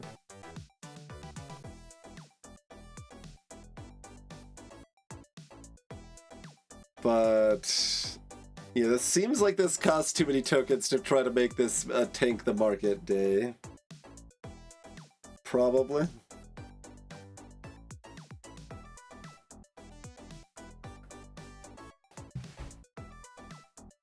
Yeah, I think so. Like, I do have 1 free mover discard, but, like, I don't know what I would even do with it right now.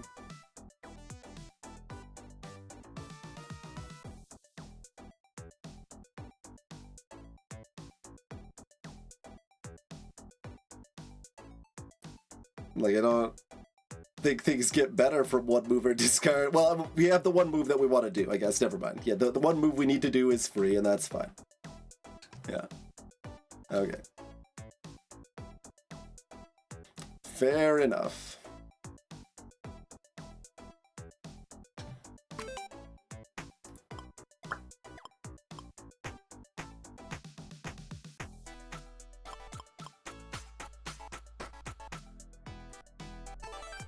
Like, we make big, but then prices are really high, which I don't love.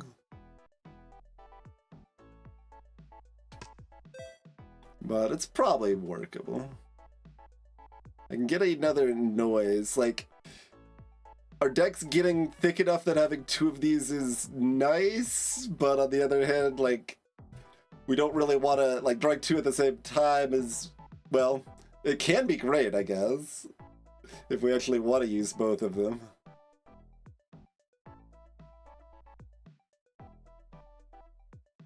Am I still trying to make, like, I've been taking lots and lots of systems. I'm theoretically still trying to make this system nonsense work. So maybe I take noise and leverage and still, I mean, like, we've got the psychedelic too, if we want to get some random rare nonsense here. But I think our deck's thick enough that having a second noise is probably good here.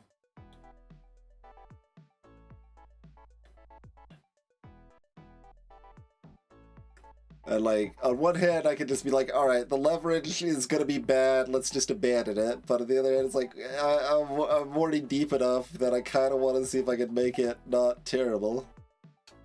So I guess we're doing that.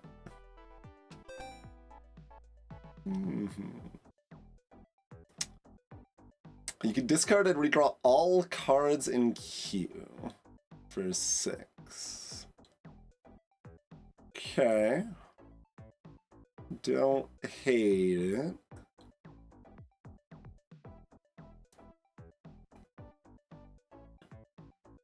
Not a bad save me, this is a problem situation. Although, like, when we did already hit 2,000 already, like, I don't really need a, oh crap, save me situation, probably, for this week.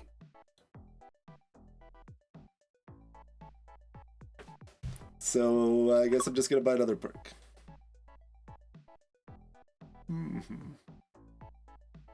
Every time the first card is triggered, add a copy of it.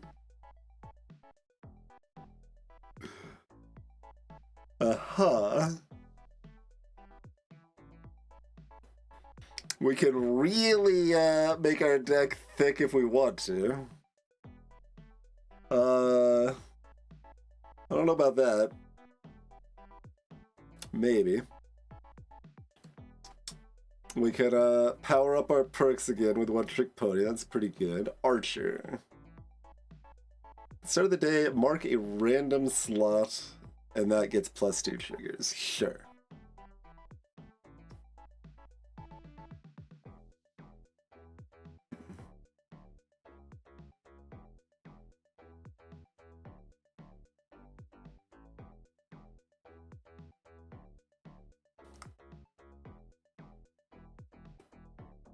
Oh, I guess, yeah, that's an option, I had first. Just have so many opening day cards that, like...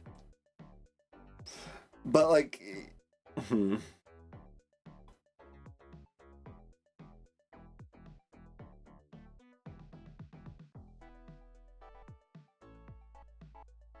Does that scale into the end game, though? Like, the final week? Because it, you know, getting plus like 60%, 70, I guess, probably, because it would also combo, but getting 70% is good. I mean, 70% is a lot. Let's see. What do we think? Next week is like 5,000, and then like 8,000. Like 12,000 or something. 12,500. Yeah, that's the other thing. Yeah. We only start with 1,000 each week, and if the price is 5,000 a share, I can't buy any shares. You can with leverage, so like we can also duplicate a leverage. Like you can make that work still, and you rely on leverage to buy your shares. But that doesn't really work because the opening day has to happen before the leverage. Yeah, so that doesn't work. That doesn't work. I think I would just take One Trick Pony. Like, you could probably manage that, because we could also duplicate closing day or whatever once and dance with it, but it's kind of messy.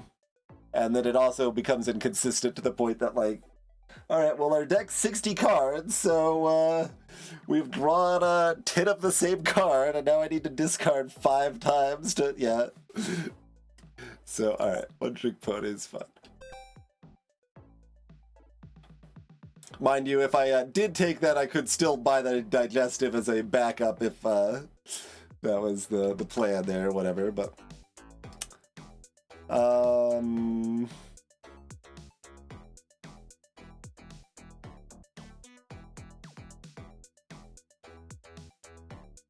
This is just a dumb day is what this is.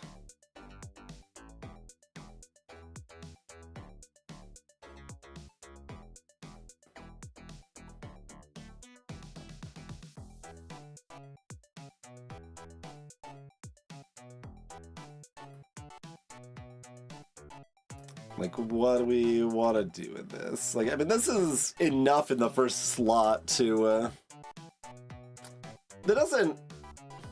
It's trigger count +1, right? Yeah, it's not, double trigger.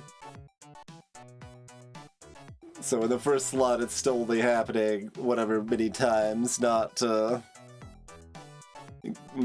to lava school here.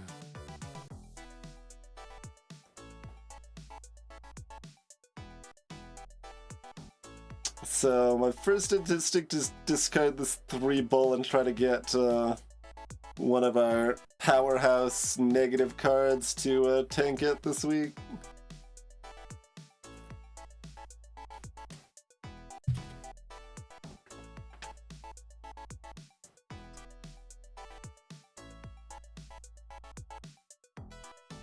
Like, tell me what I'm gonna draw from the discard, and then I will know what I want to discard, baby.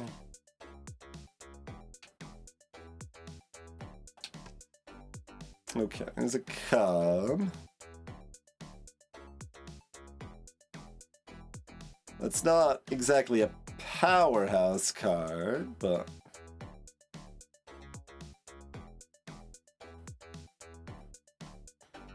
Like, how many first slot triggers do we actually have if it's not green? It's just +2, right? Yeah, it's just +2 on its own. And then we need to put a leverage into slot 2, basically. After we have a red tank. So you can either have this proc 3 times or this proc 4 times. Which is basically the same. Yeah, you're either buying all the shares you can afford or you're buying no shares. Those are your option to start the market up.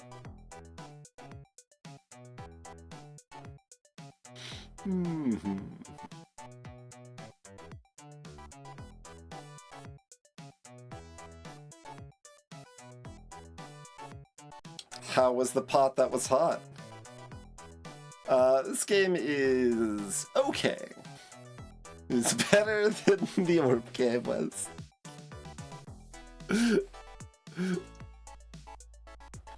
Delicious and filling. Excellent. It has achieved its goal.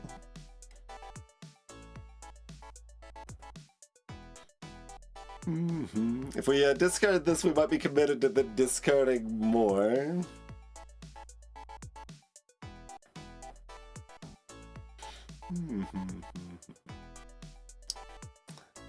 Like, now we've got these accelerating, giving all these decibels here, so it's harder to do quick maths on this here.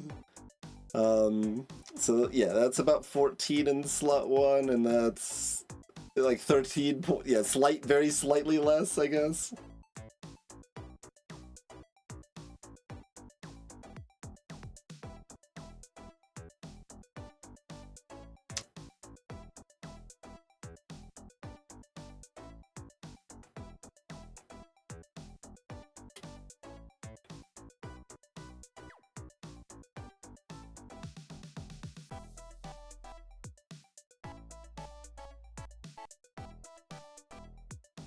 And like the leverage doesn't do anything in terms of buying me shares if I'm skipping, but it does give me free tokens in the second slot.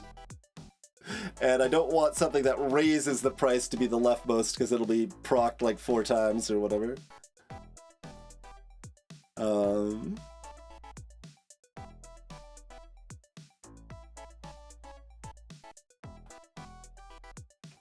Like, is that good enough to tank the day? Like, it doesn't really tank it. It just kind of, you know, makes it go down a bit.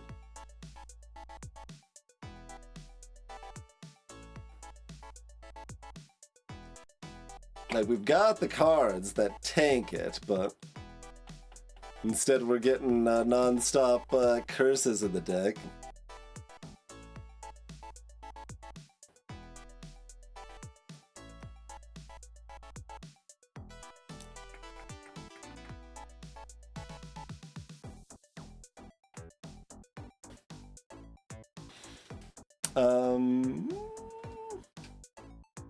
Alright, here. Let's do the what's remaining.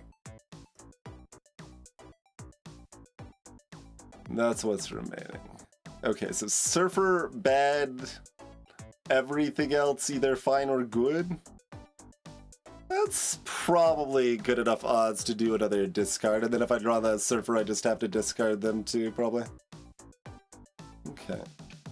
It's annoying that it forces me to close the deck before I could discard. I don't know why this can't be up while I'm discarding.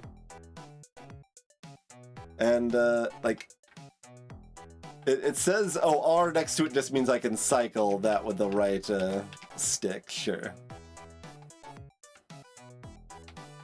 But I still have to manually navigate up to the... Okay, fine. Give me the mouse. I'm gonna click this X. Alright. Discard... you. Alright, so that didn't do anything, but that's fine. It still got rid of a positive.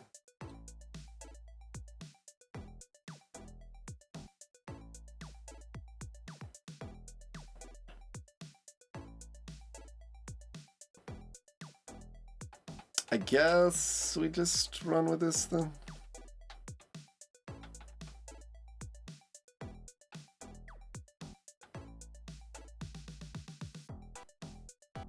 And it's probably worth 2 tokens to move one of those into the first slot.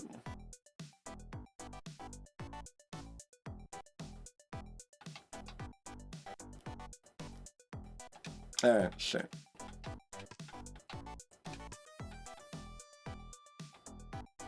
Oh, almost did trade instead of skip. That would have been sad.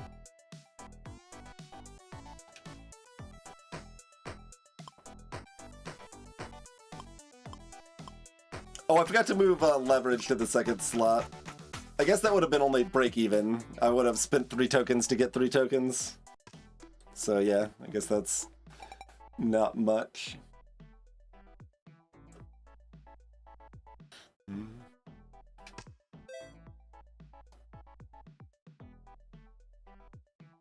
Okay, these are kind of psychedelic type. What do we got? Wait, why is opening trade still here? What happened to all rares, game? Why is opening trade still here? That's a common.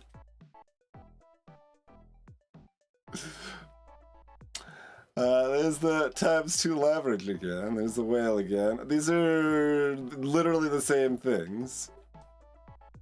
Exactly. They aren't exactly the same order because the whale was second and the leverage was first. But yeah, what the hell? We got the same exact stuff. Yeah, maybe there's only 3 total rares? 1 of each type? Yeah, maybe that's it, Banana.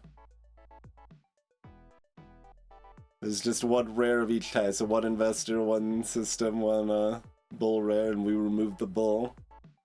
So it gave us a random... It didn't even give us an uncommon, though. Have a catch for that. What if you have a bear statue next to a bear statue? Well, yeah, the bear statue activates first. The leftmost one. So copying something like bear statue with a copycat would be funny too. But... Are you saying that with confidence or guessing? I can't sure. Reset the price and then delete this.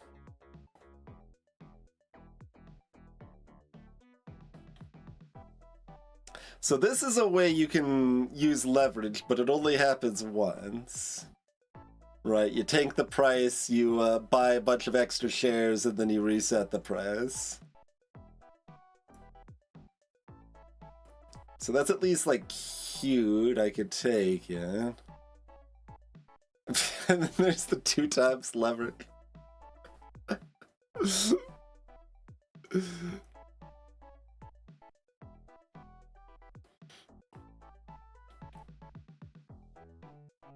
Good reading, Saga. Like, you still kind of just want to reroll. I thought there were gonna be different rares that exist.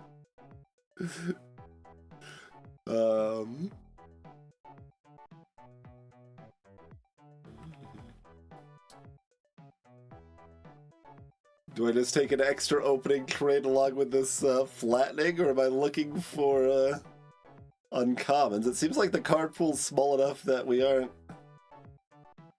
dancing.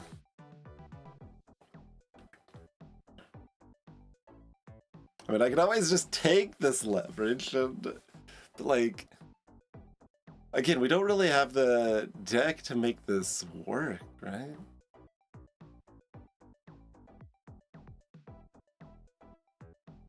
Yeah, I don't, it doesn't, it's nonsense, is what it is. It's nonsense.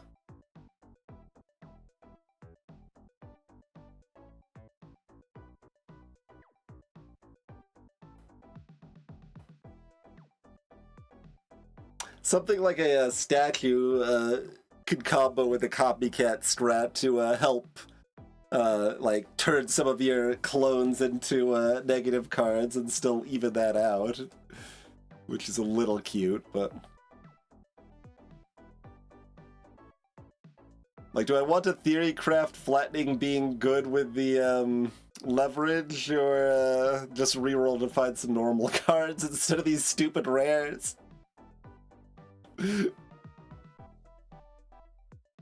Let's just take it and see if we can do anything with it. It still doesn't seem like it works with this, though, particularly. Yeah, alright.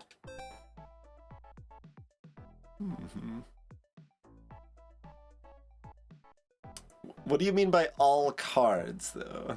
Just all cards everywhere, all cards in my display, all cards in my deck? All 3 of those seem like valid interpretations of all cards.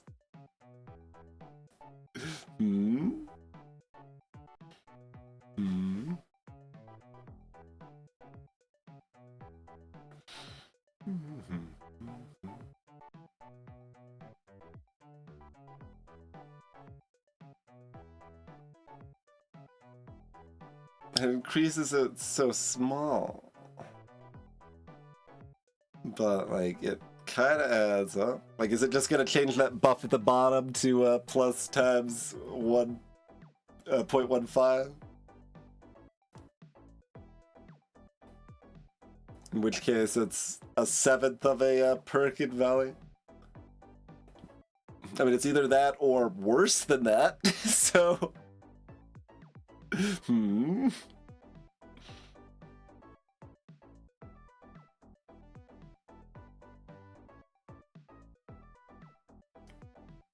It still feels so weird that is, like, when market is open is before the market is open, basically.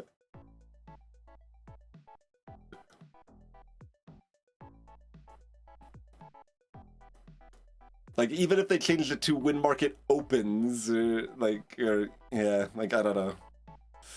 It's weird. If I buy this, we drop below our interest threshold. So it's basically, it costs 24 instead of 23, I guess. But you kind of want to keep stacking these perks in theory? I don't know, sure. First red triggers twice. Resetter adds reset card to the deck. Reset card will set the price to 100 and then delete. Skipping grants 3 extra tokens.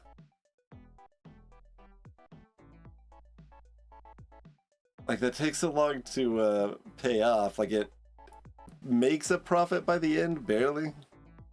Probably. Depends on how much I'm actually skipping. Yeah, actually, I was estimating a lot of skipping.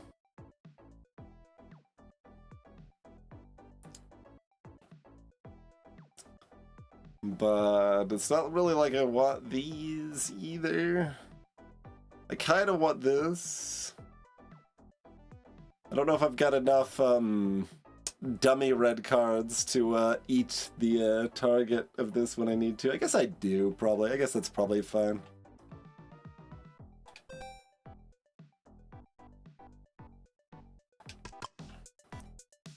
Okay, we're tanking.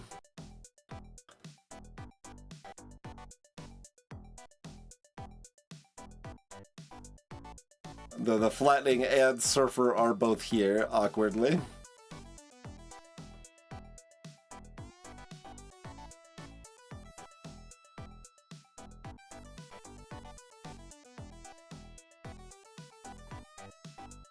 Oh, there is leverage plus flattening potential. We do only have the one leverage here right now, though.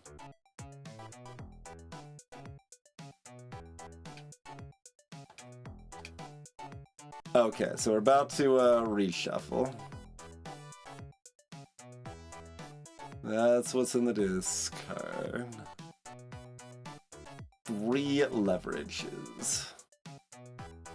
That's not great odds to draw to a leverage.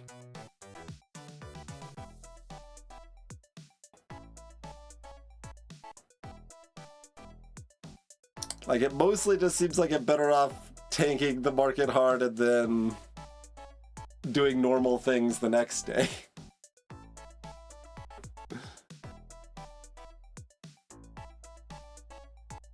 Instead of using our flattening madness here. But like, the noises are set up to tank it. And then you can buy shares right afterwards. Like, it's cute. It's almost doing things. And then you can raise it up a little bit at the end with the Surfer that then reduces its own value. But that's all that happens.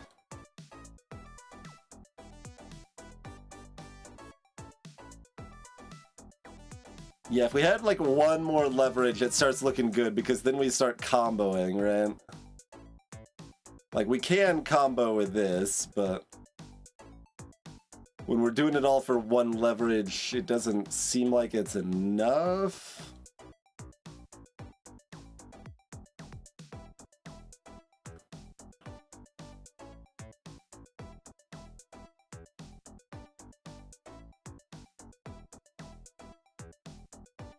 Like, we get negative 20% 4 times.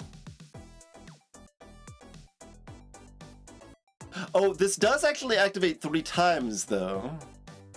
So it's like we've got 3 or 4 leverages. Yeah, 4 leverages.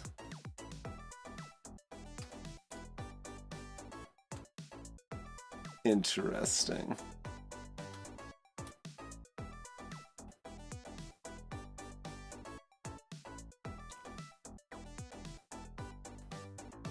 Is that value? Because, I mean, I guess if it doesn't get us over the target, it's probably not worth doing. We should be able to get over the target with one trade session, I think.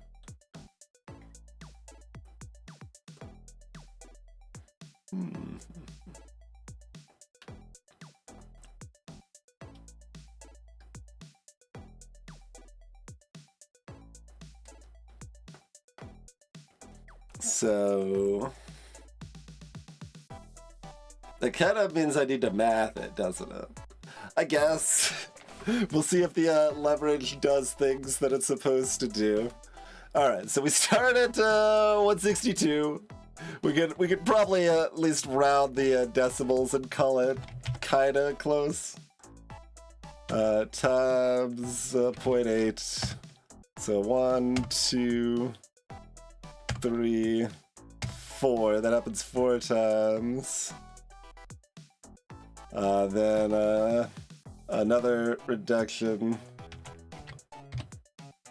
by 16%. Drops it to 55.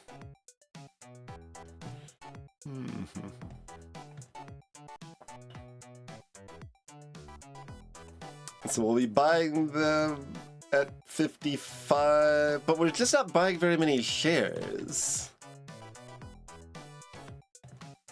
Right? Like, because we only multiply based on how many shares we have to begin with. So we buy 12 shares, so we just get 4 extra shares.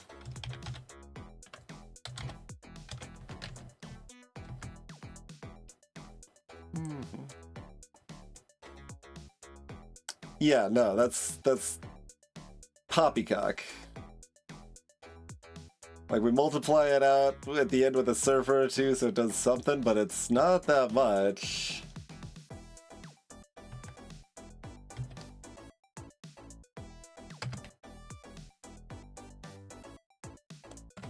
I guess if we're lucky, the last activation gives us 2 shares instead of 1, so it might be 5 shares.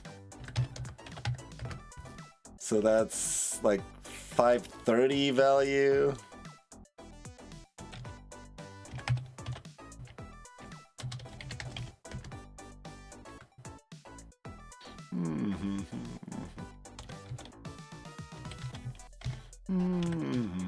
And then with the surfer,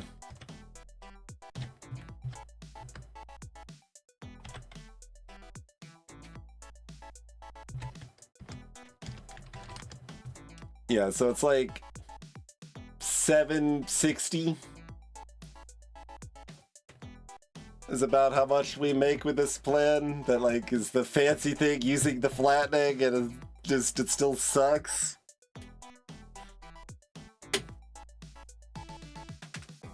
Like, just how much leverage do we need for it to not be terrible?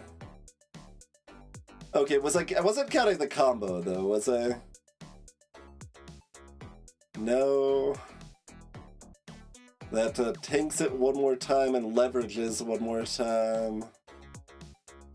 That's closer, but that's still not enough, right? Like, it leaves us, like, I don't want to do the math again, but it's probably leaves us about $200 short.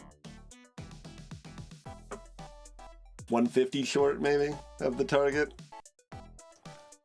And meanwhile, like, we just run a day with opening trade in the first slot, and then we get the target, right? Like, it's rather than like setting up some fancy thing where we need to set up the 5-card combo, we need both leverage and negative things, we need the flattening, or we just don't have huge negatives and we just opening trade it. So I guess that means discard the flattening and pretend it'll work again some other day, right? Okay, why do you make me close the deck first? There's no reason you should make me close the deck first. Like, looking at this graph doesn't do anything for me. Looking at the deck is useful information.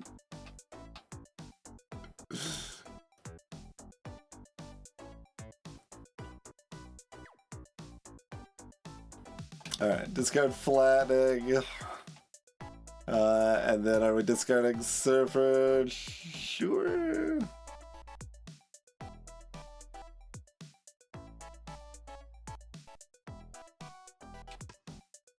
Sure.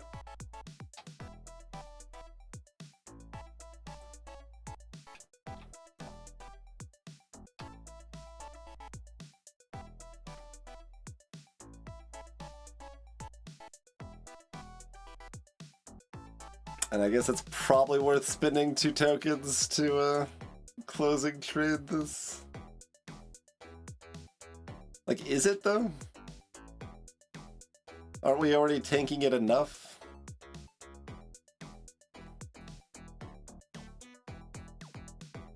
I mean, it just like, how much does that percolate out into the future, I guess? I don't think it matters that much. That just doesn't do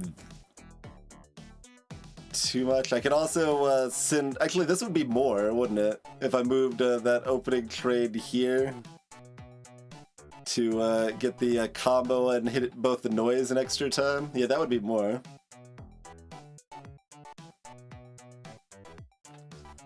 So that is more effective.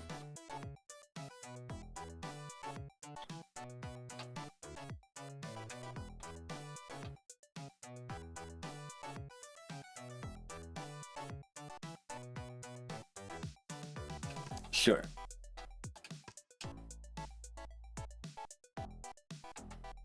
Man, you still instinctively want to hit that trade there, like,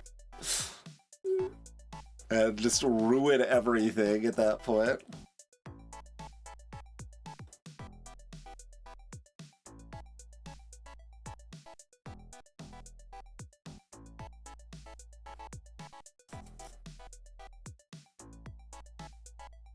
Yeah, yeah.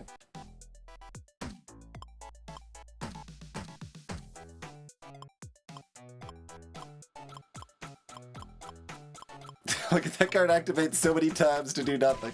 Well, not nothing, because it does keep... It gives me tokens. There you go. Minus 79%.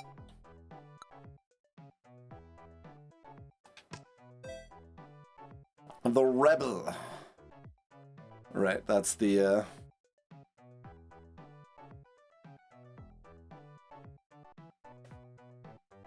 They can tank it a lot from a high spot, sure. Yeah, like, I just... This doesn't seem good. Like, we're basically just taking a bunch of leverage and then playing around the fact we've taken a bunch of curses into our deck, but it's fine because everything else is strong enough. We're committed to the sadness.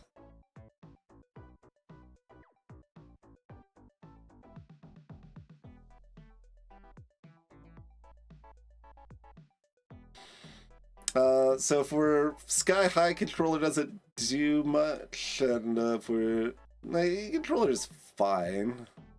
Otherwise I take yet another system just to have more systems to combo.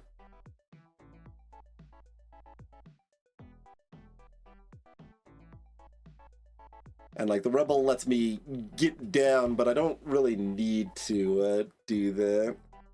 And I'm guessing I can't like...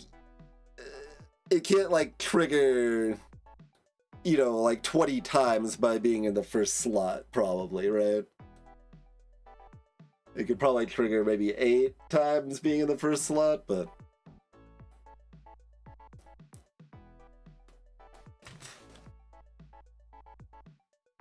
Alright, I guess we're just grabbing that.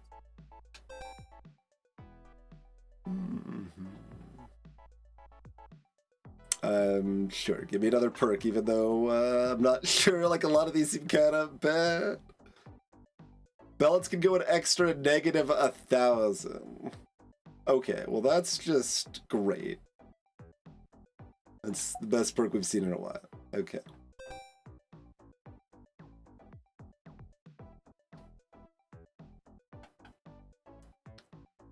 Would take a painkiller for the next event? I guess I do. Sure.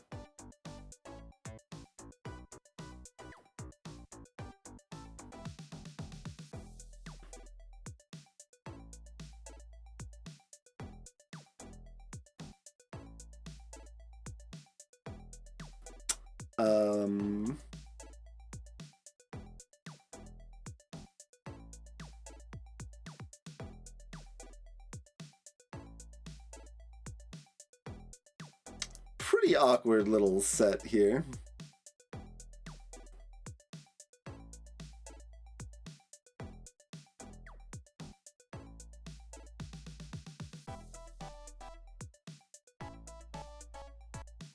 Like, we've got the leverages, but we don't have the reset.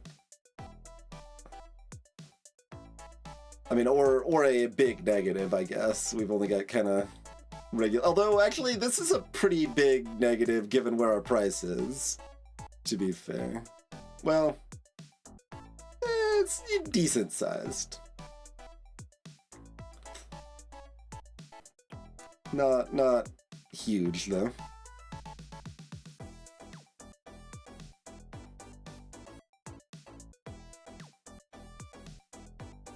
But mostly we've just got an opening trade, and then the leverages are garbage again. I don't. Well, we get so many shares now that we can go to negative 1,000. Does the leverage do anything? No, because we don't have enough other positive, right? We just have an opportunist.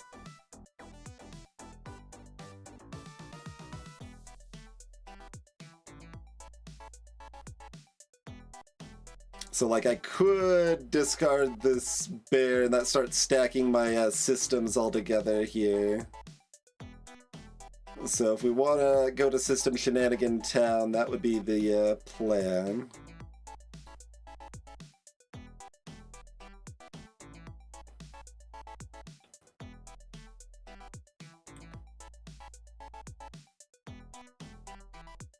But it's still... It still needs more. You would keep the bear here to try to leverage afterwards?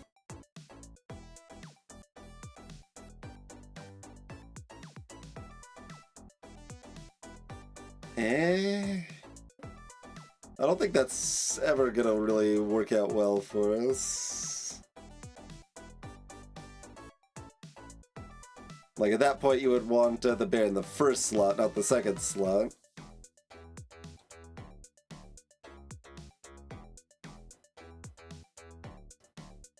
I'm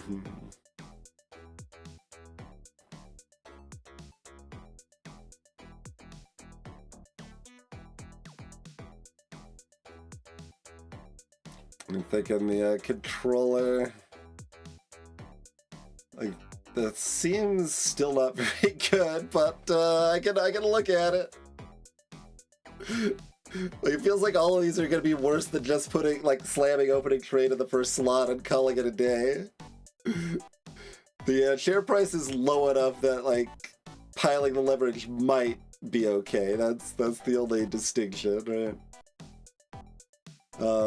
Okay, so if that's leftmost, that happens 3, 4... Is it 4 or 5 times at this point? Why is this times 2? Happy for it to be times 2, but don't know why. That's times 3 now.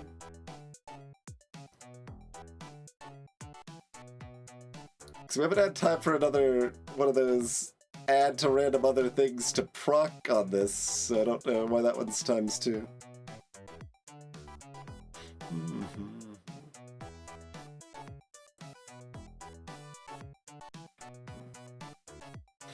So we can have controller proc 5 times.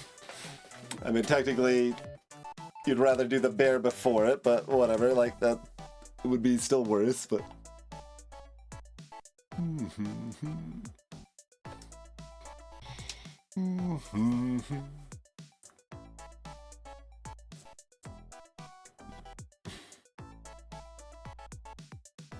You know, the plus 11% at the end's not nearly enough, right? Yeah, no, that actually loses money, I think. It doesn't, not only does it not reach our targets, the weekly target, I think it loses us money, because this is like negative 11 or something, right? And then, from $22 or whatever, adding 10% or even like 15% to that is nothing.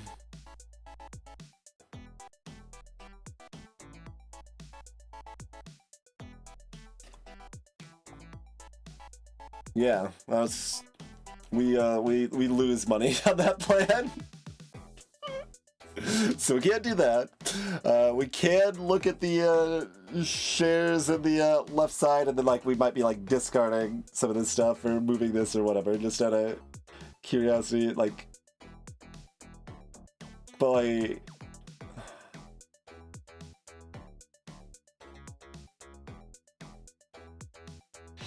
That's interesting, because we can go negative and balance, and the price is low. In theory, this is okay over here. I still don't know if that's true in practice.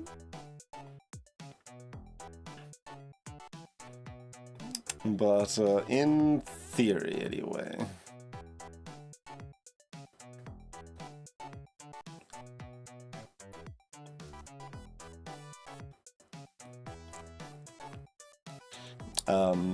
So yeah, that happens 5 times. How many shares do we actually get?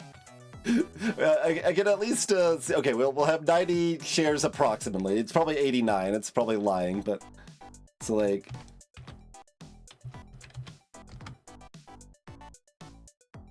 I think that rounds up each time.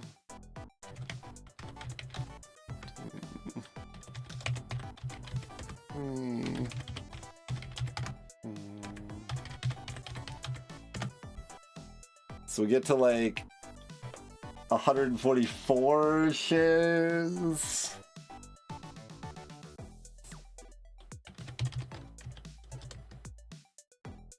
I mean, it compounds, but it just doesn't compound good enough, right? It's like, oh, my 10% 5 times is 60% increase. I mean, I guess that ends up very similar to this, but still like a little bit worse, right?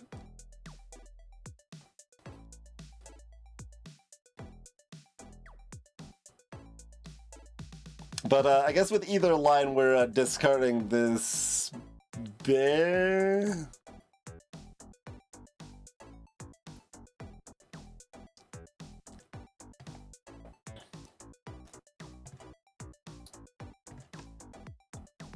And then that puts that over there. Rude.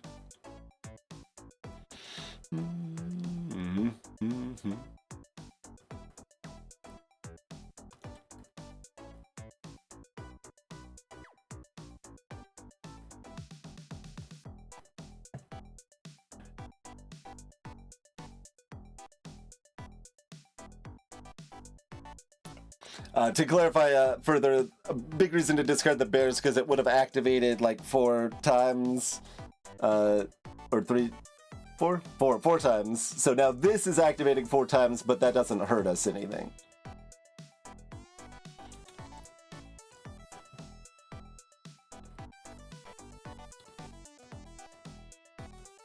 Assuming we want to go positive. Like if we draw the reset thing, it could have gotten spicy.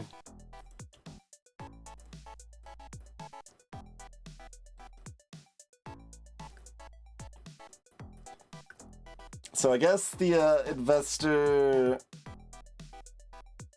does that do nothing if this goes off? No, it still does, because the price is still low enough. I guess the other advantage of the leverage is that the prices stay low. So that's sort of a thing too. Although that is a little awkward with like controller too, I suppose.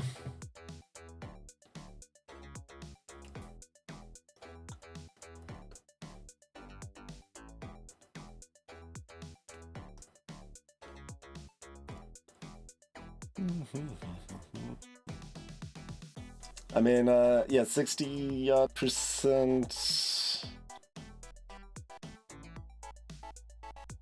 Yeah, this should be enough to party, basically, so we just need to fix that. Now, is it worth spending tokens for a combo? I don't think it matters, but like, once again, like if you're playing optimally, I want to do the math to figure out if it matters.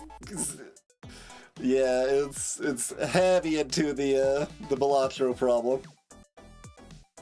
Like, I understand it as a game design decision, I just disagree with it heartily. It is decidedly against my playstyle and makes it significantly worse as a strategic experience. That said, I know Balatro has mods that can make that far less tedious now. I have not had a chance to revisit the game since that's been a thing. But I'm guessing there's probably not a mod that fixes that in this game.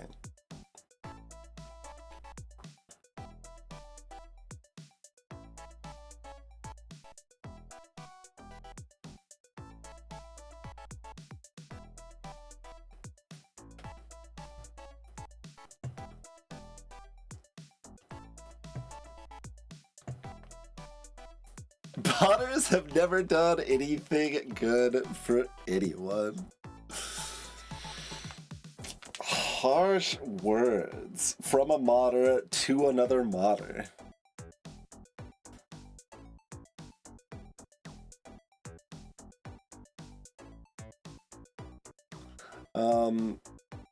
But this is weird because, like, are we just getting 1 million shares and then very slightly increasing their value and that's good enough? I guess it probably is. It should be about work out the same either way. But now I have to, like, check. I gotta check on all of this crap.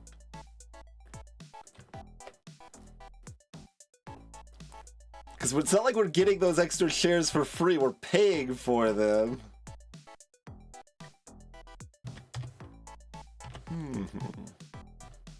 Okay, this is just a garbage bear, so that's good at least.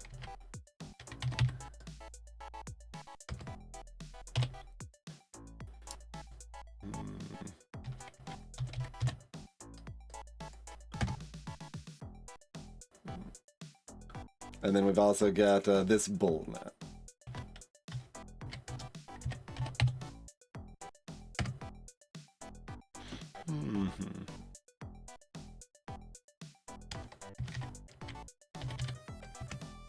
So we net like $5 a share.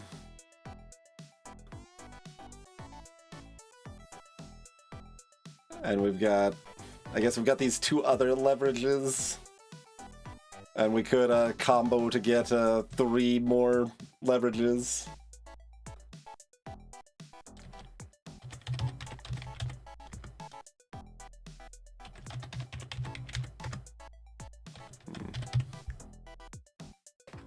Oh god, how many shares did we start with? 90, right? Okay.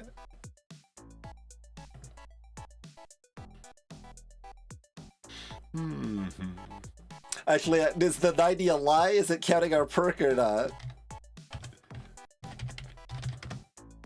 It is counting 1 perk.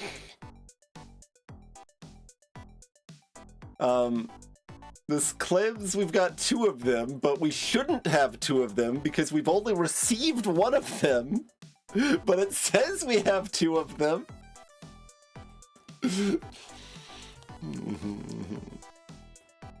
Yeah, thereabouts, Iron Furs. It's a low return, but with a bunch of extra shares, which is opposite to the math we've been normally doing.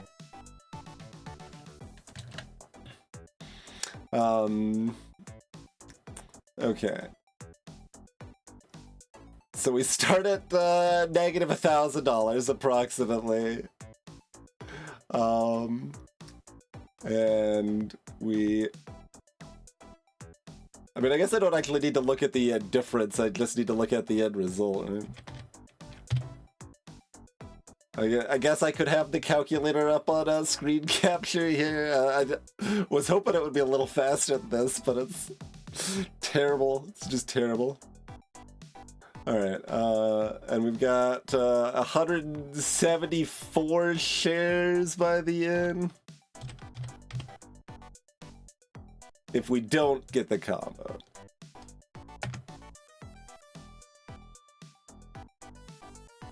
Okay, that's actually plenty. Because we doubled our shares, so even though they only went up... Wait, no, we gotta pay for those shares. I was like, wait, how is this so much money? Because we didn't pay for our shares. That doesn't work. That doesn't work. Okay. So we bought frickin' so 174 minus 90. We bought 84 shares. We basically doubled our shares, but we have to pay for them. So we're at negative $4,000 to start.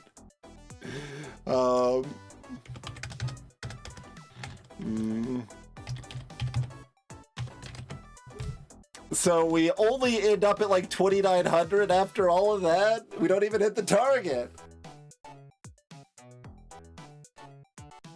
Hello, Internet. Like, we might be able to if we actually have 2 of these. I think that would be just enough, but I don't think we actually have 2 of these. I don't know which is lying to me, because this says like 90 over here in the shares section, which would be correct if we only have 1 of them. So I think we only have the extra 1K bankroll. So I think that's just not enough. Oh wait, it is if we combo it though, right? Okay, I think so. So if we combo, we get to do that 3 more times. So 174 times.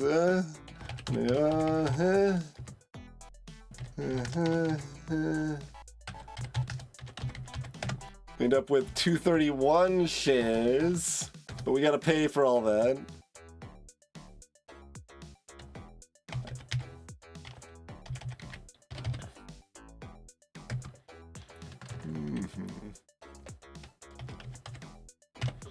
And we end up at a price of how much by the end? It was like 38, yeah, okay.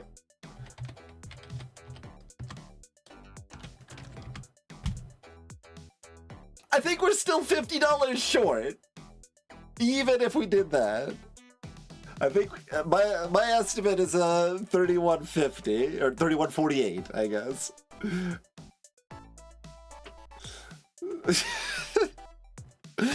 So compared to opening trade first slot go burr, is that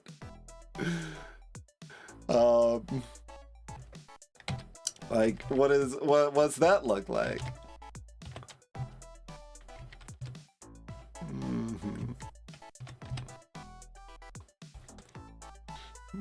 That happens 5 times, right? Yeah.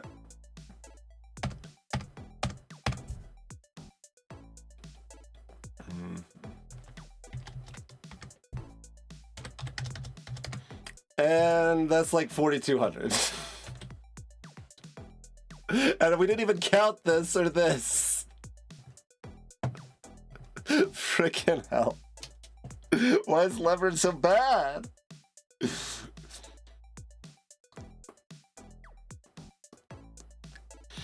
Yeah. Yeah, it is. Keeping the price low is an advantage. It is a real advantage, to be fair. Because it can save you, like, skip days, basically, right? But it makes you need to trade more often because it's so much less efficient to begin with.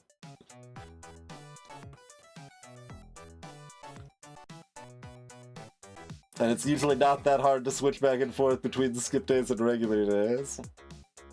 But it is a little cute because you could, like, kind of keep the price at a kind of lowish, stable amount and work with that. There's some things you can do, but it just seems so much, like, so much worse than just, I'll just slot opening trade in slot 1 and whee!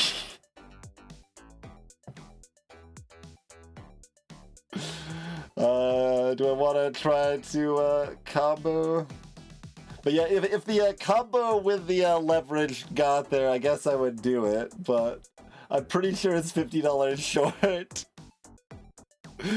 So I would have to either like discard the I don't know if I was actually counting. No, I was counting the bear. Okay. If I discard the bear, it could potentially get there. Oh, but yeah, discarding the bear sets up the combo too. There is that.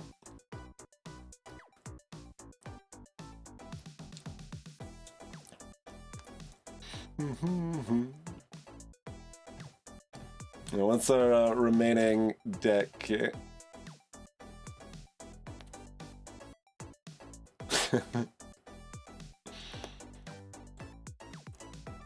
Either like irrelevant, hell, like, do I want to do that? Like, the math was pretty tight, so assumedly getting rid of the cub is enough. So if we don't draw either of these, it's fine. But if we draw this, it's also really awkward, because we no longer have any way to tank the market. We already discarded those, so like, we would have to either just let this be deleted or discard it.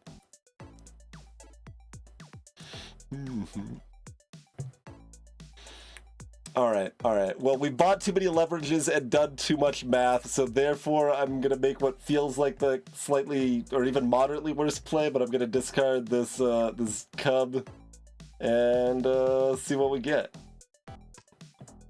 Okay. That should be probably enough to barely get there. But I did not actually redo the math, so it might be like $5 short or something. Because the margins are not as big as I would like. But maybe my math was wrong. Maybe this is better than I thought it was. Let's trade.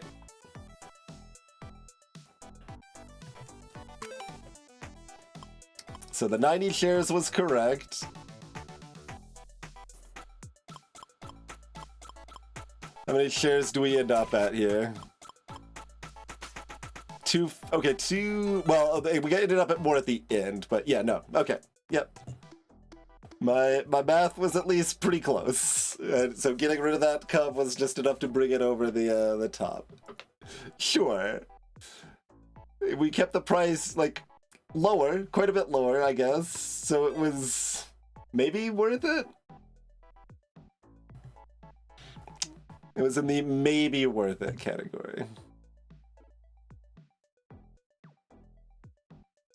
But like, it's so much more complicated than just slamming an opening trade at the beginning and then later slamming a closing trade at the end, right? Well, slamming a whistle at the beginning, I guess, later. Rather, that's more powerful because of how we've set up.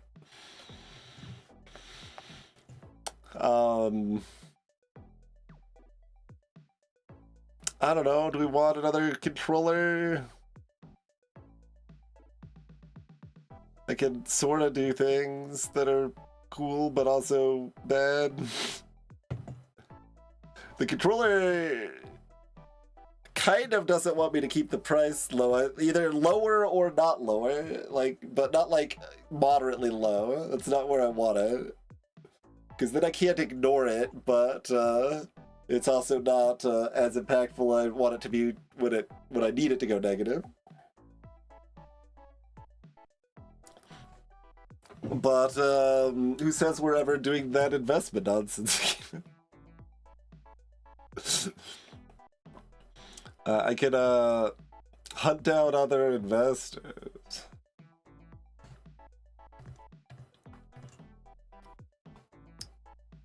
Don't really know why I need to hunt down other investors, though. Yeah, see, this arrow works if I click it with the mouse. Like, I don't necessarily... I mean, the server is still fine. Yeah, I think it's...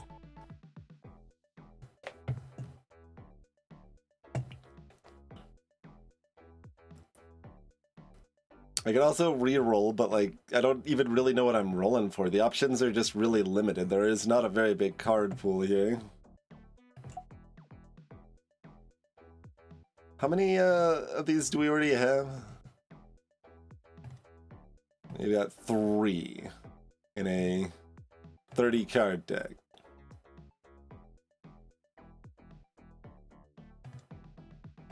I guess I want one more. Sure.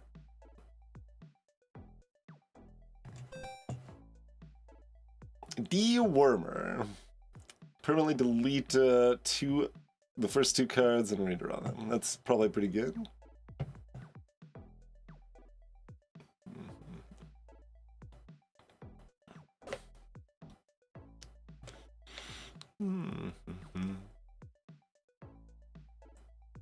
You gotta be doing a lot of moving and discarding for that to be good.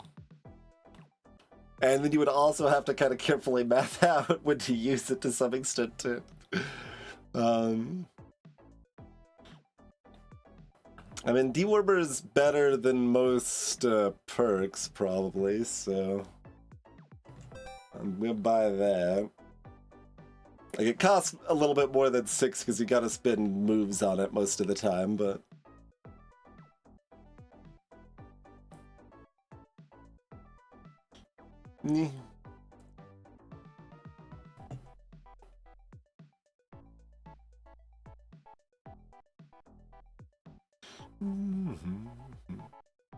Oh, I don't like the math of that, because that costs, I think the interest rounds down, so I think it actually cost me 25 to buy this.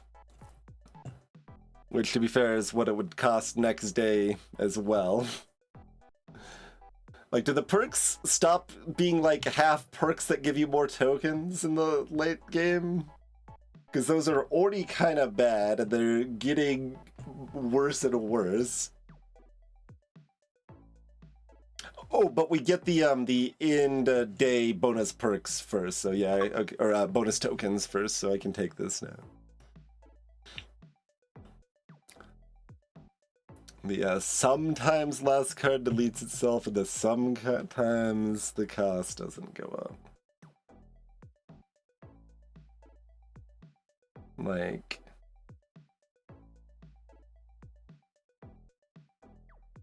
That's so little. 1 in 5. Like, how many do you have to be average? Like, you don't, there's not enough tokens in the game to be like averaging that many spins on your discards and stuff.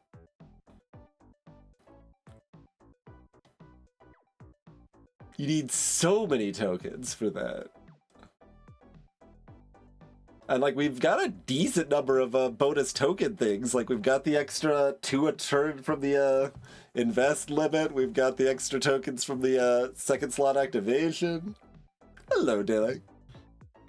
But, like...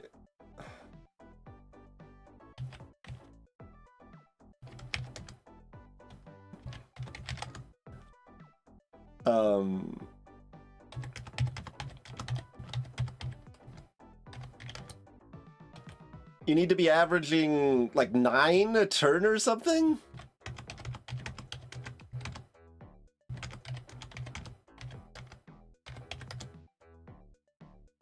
And it's still not gonna pay for itself when I buy it on day 15.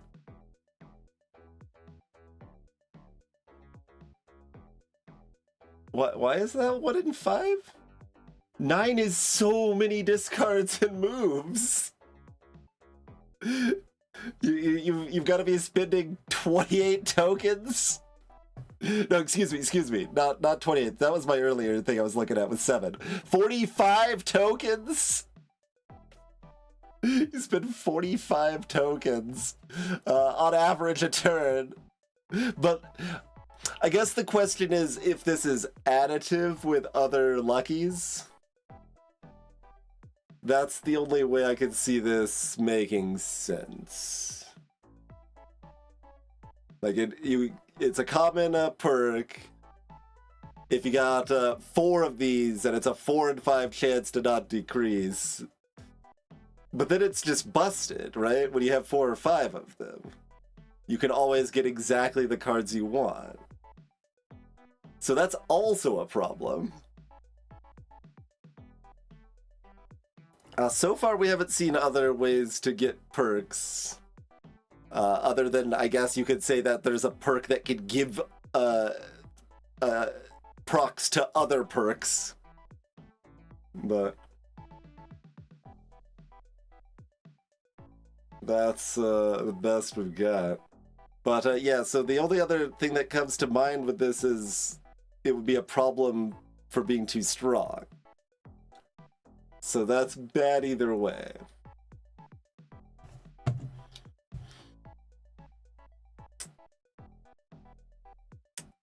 I guess, yeah, runners up is better than skip. These perks are not great. Oh yeah, we've got a free day to try to tank.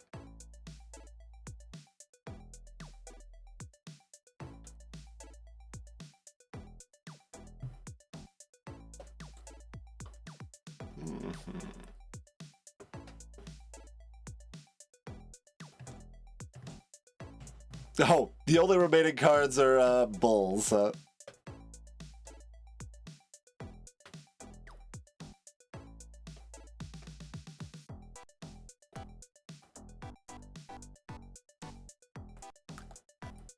mean, it's fine. We don't really need to take it that much. Do I want to save this flattening and keep pretending we can do something neat with it? It's probably never gonna happen, but we can keep trying.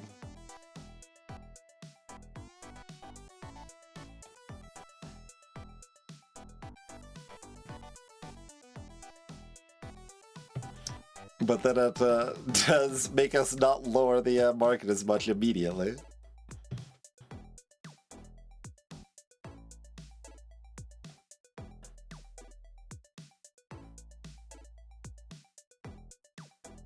Yeah, that's also true. It means we don't lower the market value this turn if it stays. It in fact goes up a little bit.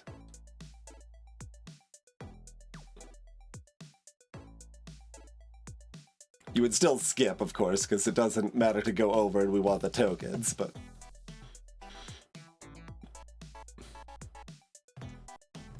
Alright, sure. And we did draw the 3. Does it matter? Not really.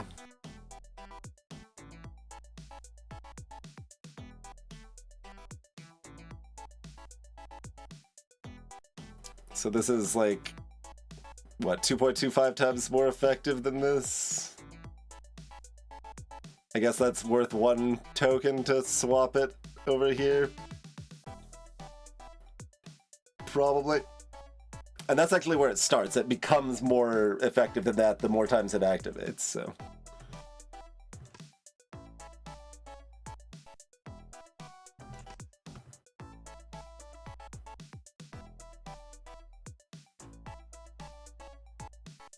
Sure.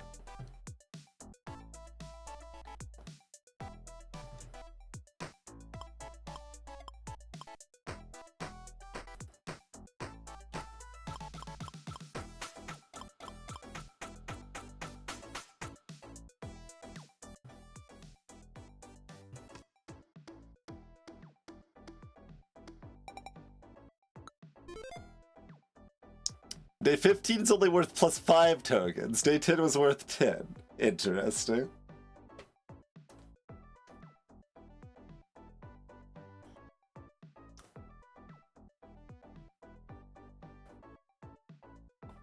Oh, yes, I think so, B2B. We would have netted 1 token. I believe that's correct, yes. Okay, went up to 6K, not 5K. 5K was my estimate.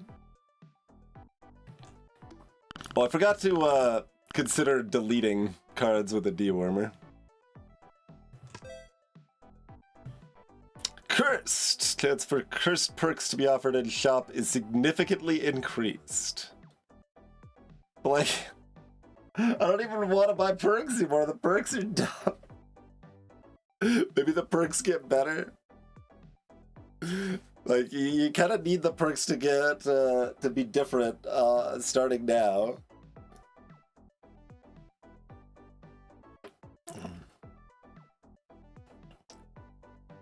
Do we want to re-roll it?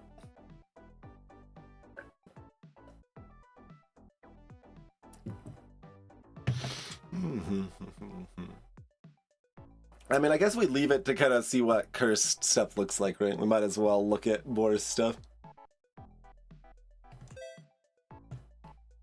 New connections. Ideology type cards. Discarding and drawing cards. Or black swan. Bird type cards! Wait. Did you actually know the game? I think it was Kitru that said. I think there's like offhand comment about birds. I did not assume that was a serious suggestion that that would exist, but token manipulation.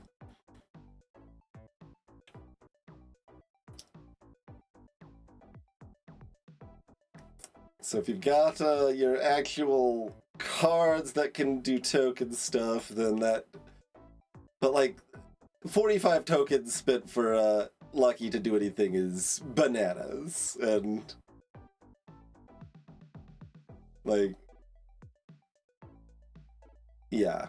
No, I think Lucky is just atrocious and they didn't do the math on it. But the other option is that it is problematically too good if you get a bunch of them because it's additive. Owl, early bird. I mean, birds are birds, but discarding a drawing sounds spicy. Basically, perks seem bad enough that I don't want token manipulation. But, like, tokens let you move a discard, but so does discarding and drawing effects, so... And tokens are theoretically more flexible, so these should be stronger for discarding and drawing effects than just tokens are. Probably. So therefore, people?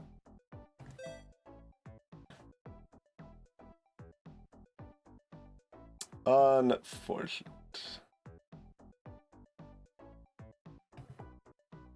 You do at least get $2 back for it.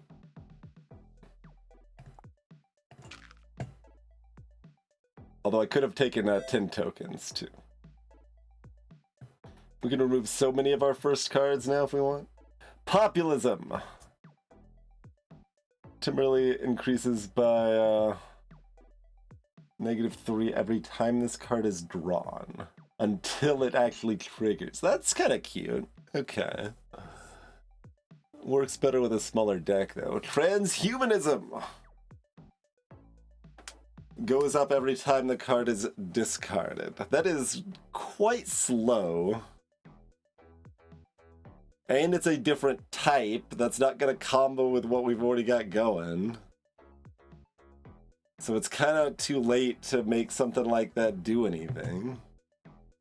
Mind you, my other options like grab some more stupid garbage leverage.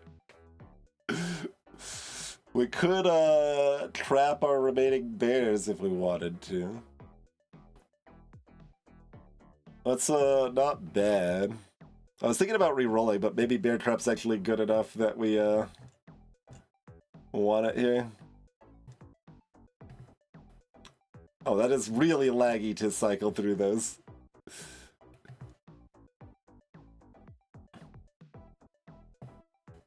We built those early cubs, but like I kind of don't want them. I just want to get to these noises and sometimes controllers.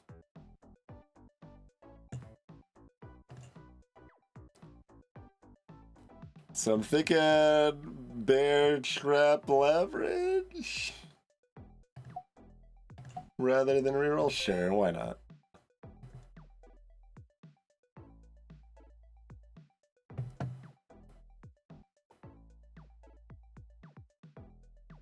Sure. None of these are... Let's see. Wait, what is this? Immediately gain a white pattern. Yes, okay. Sure. We don't have the empty pill slot. Oh, we can get an extra card queue slot. That's cool. Or I can get yet another The Long.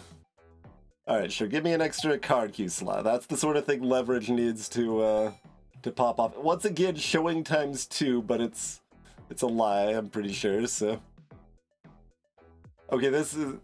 Is it just doing that because it's more expensive or because it's cursed? We can't really... We don't want to afford it anyway, but...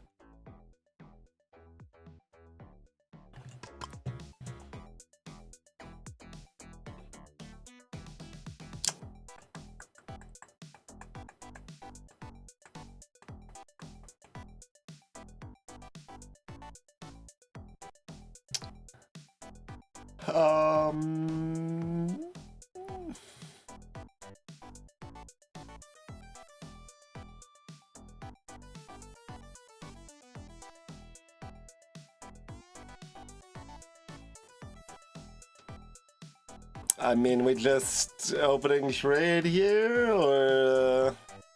Because this swap does successfully remove that one bear with the bear trap.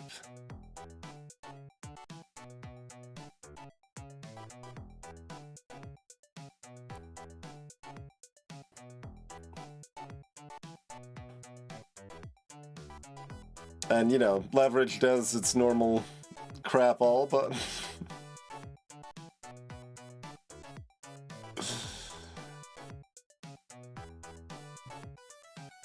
It does a little bit, because the price goes up after we get some.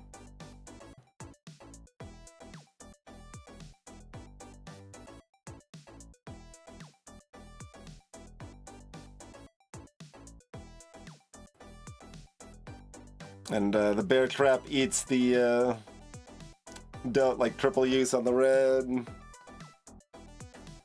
So that's the straightforward thing. The only other thought is, like, we've got 3 leverages and a noise.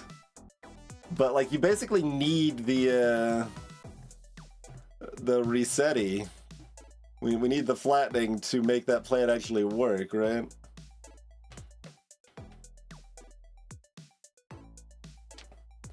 Oh, the other thing is I could just delete the leftmost 2 or 5 cards. And we kind of want to free up a pill slot, so that would be somewhat useful.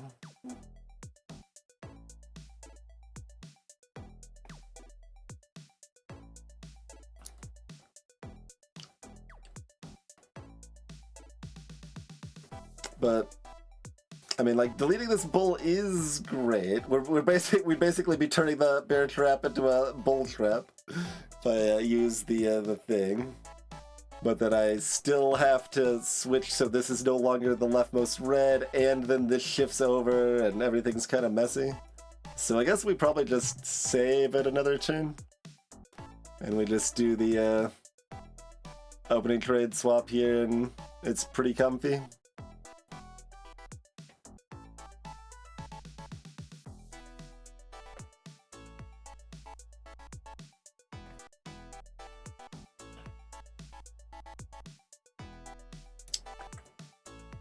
Like, we've got all these leverages, so you want to do other shenanigans, but it just doesn't seem like it's gonna do it. So, oh, the deck's open, so it won't let me move. I don't know why. That's so weird.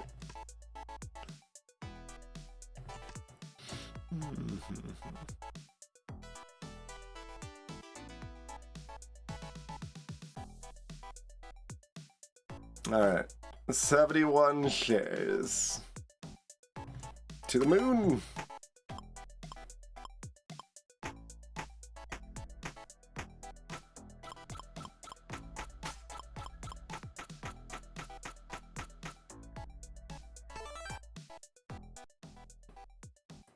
Just a nice plus 256%.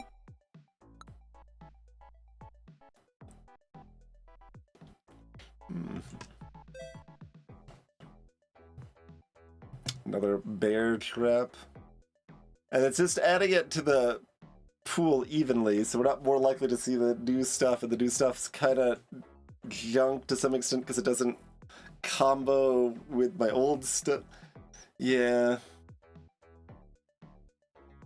There's just, it feels like there's a lot of stuff here that's only like 2/3 baked, right? Like I reasonably like a lot of the ideas happening here. It just isn't really polished, right? It hasn't been honed. New runs will have the unlocked stuff from the start. That's also weird. Like, it just starts where we left off, or... Because it's not just unlocking stuff, it's also removing stuff. Because, like, it seems like it's trying to keep the total number of sets limited to some extent so you don't thin it too much, but...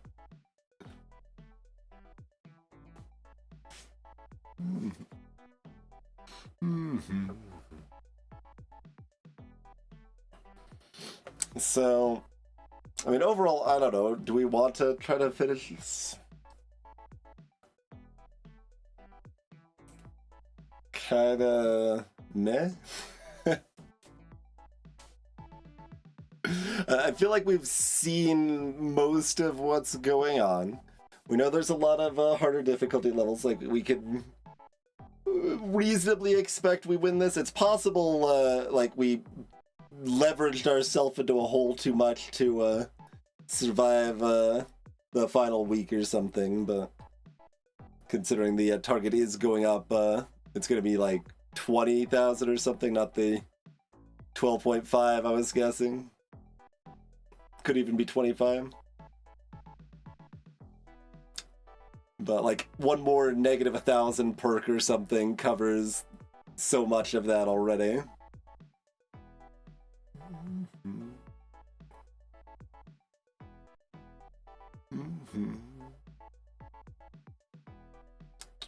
So, yeah, I don't know.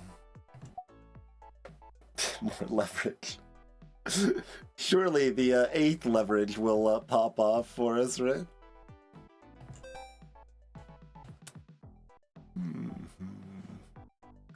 Mostly I wanted to get another perk to see if it was cursed or whatever.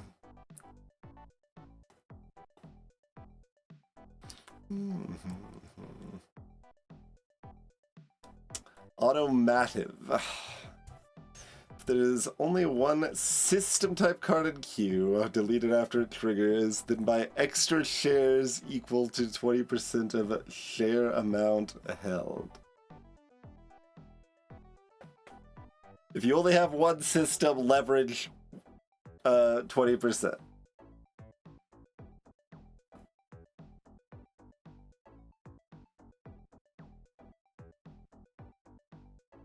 Yeah, indeed, Iron Fritz.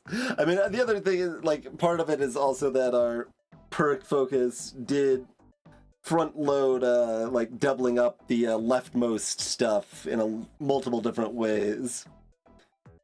And you can make that work with leverage. It's just a little bit harder to. We kind of need some of the stuff that doubled up, like the last slot or the last 2 slots or whatever, to like give a chance to put something to bring the value back up at the end for leverage to work more than one way. So there's things you can do, but it is kind of clunky.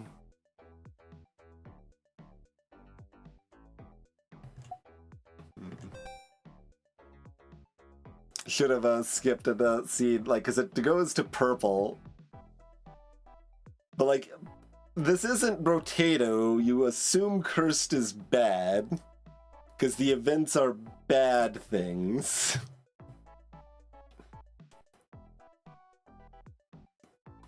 But I'm guessing it's just every time a perk is offered, whether it's after you just bought one or the first perk offered, it has a chance to be cursed.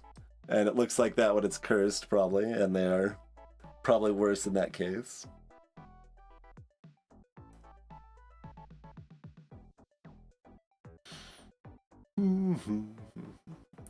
But yeah, I'm thinking we've probably seen what we need to see.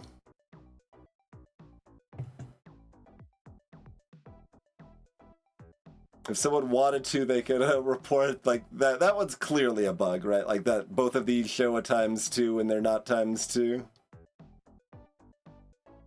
That could link the VOD. The latest one did not get a ×2. I don't know why these ones did. It's probably It probably had to do with a perk that gave extra activations to other perks, and it like just got confused when it was adding new ones or something weird like that.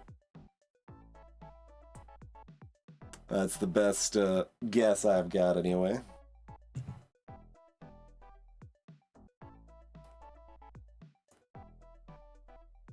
But yeah, there's a bunch of stuff in here that works. It just there's not quite enough there. Then like there's only one rare in each pool.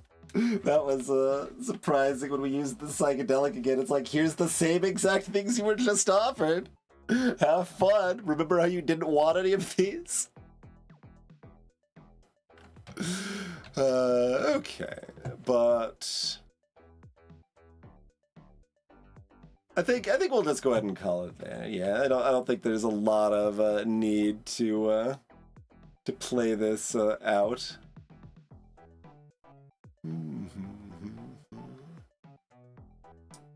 Interestingly, like, I didn't actually turn this off because it wasn't visible in the normal menu. It's just, there is screen flash, but it is not enabled by default. It's interesting. Or am I conflating this with the previous game we just played? I might be conflating the two. I'm conflating the two. Because I was thinking of the screen shake option in the other one, but that was different. Yeah, no. Okay. Never mind. Cancel that, but... Exactly, Iron First. Yeah.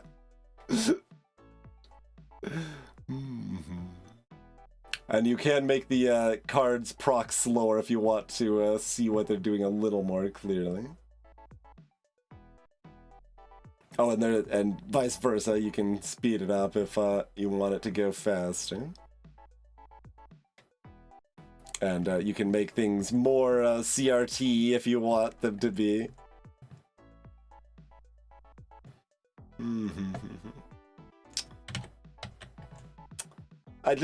It doesn't work, Kinship. Like, we've tried that before, and it mostly just doesn't work. I like need to build that up to be able to even like do it much at all, basically. New character. Black Swan.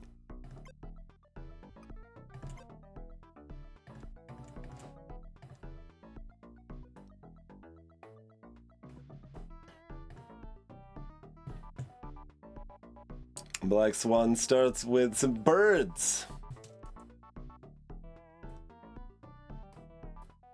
Bonus tokens, but permanently debuffs your modifiers. And this is the opposite? Huh. Can you go negative in tokens? Otherwise looks like about the same, kind of just... Yeah, you're a couple of bulls and bears to start. Oh, and you start with bird in the hand.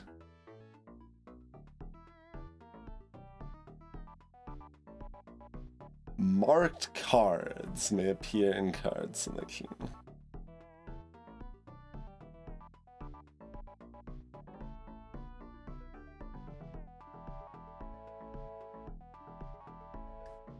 Kind of unclear how that actually works.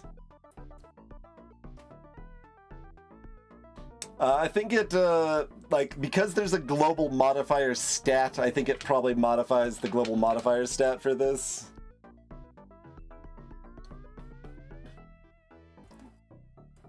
Because, like, that's just displayed in the kind of middle of the screen or whatever, so... I think it just makes all cards everywhere. It looks like there are a decent handful of... Okay, I don't know why the scroll, like... Okay, it kind of works if I do it over there, but if I click it on the left side, it does nothing. Or the middle, it does nothing. I've got to click... No. I've got to click it way over here for it to do anything. You can use scroll wheel too, but... Something about that's broken. But several other characters, anyway. Win with 10 pill slots to unlock.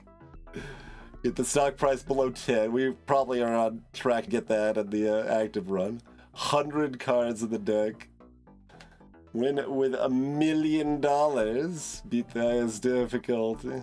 More characters are to be added in future updates.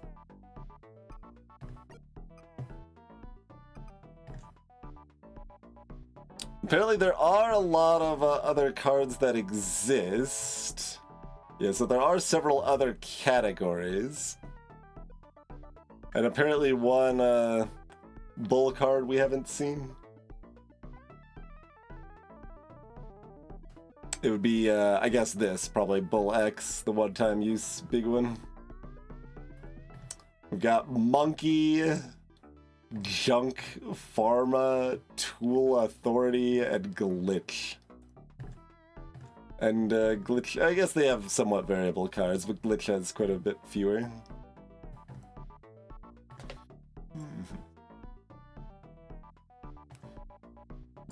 So there is other variety there, but...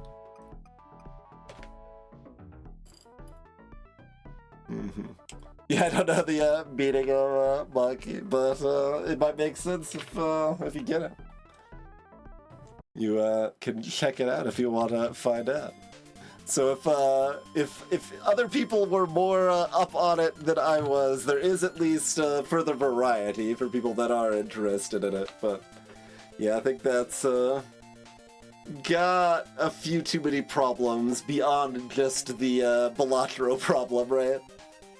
That's a big enough problem for long-term play, but not necessarily for medium-term play. But the other flaws were kind of enough that wasn't super exciting. But still kind of cute to check out there.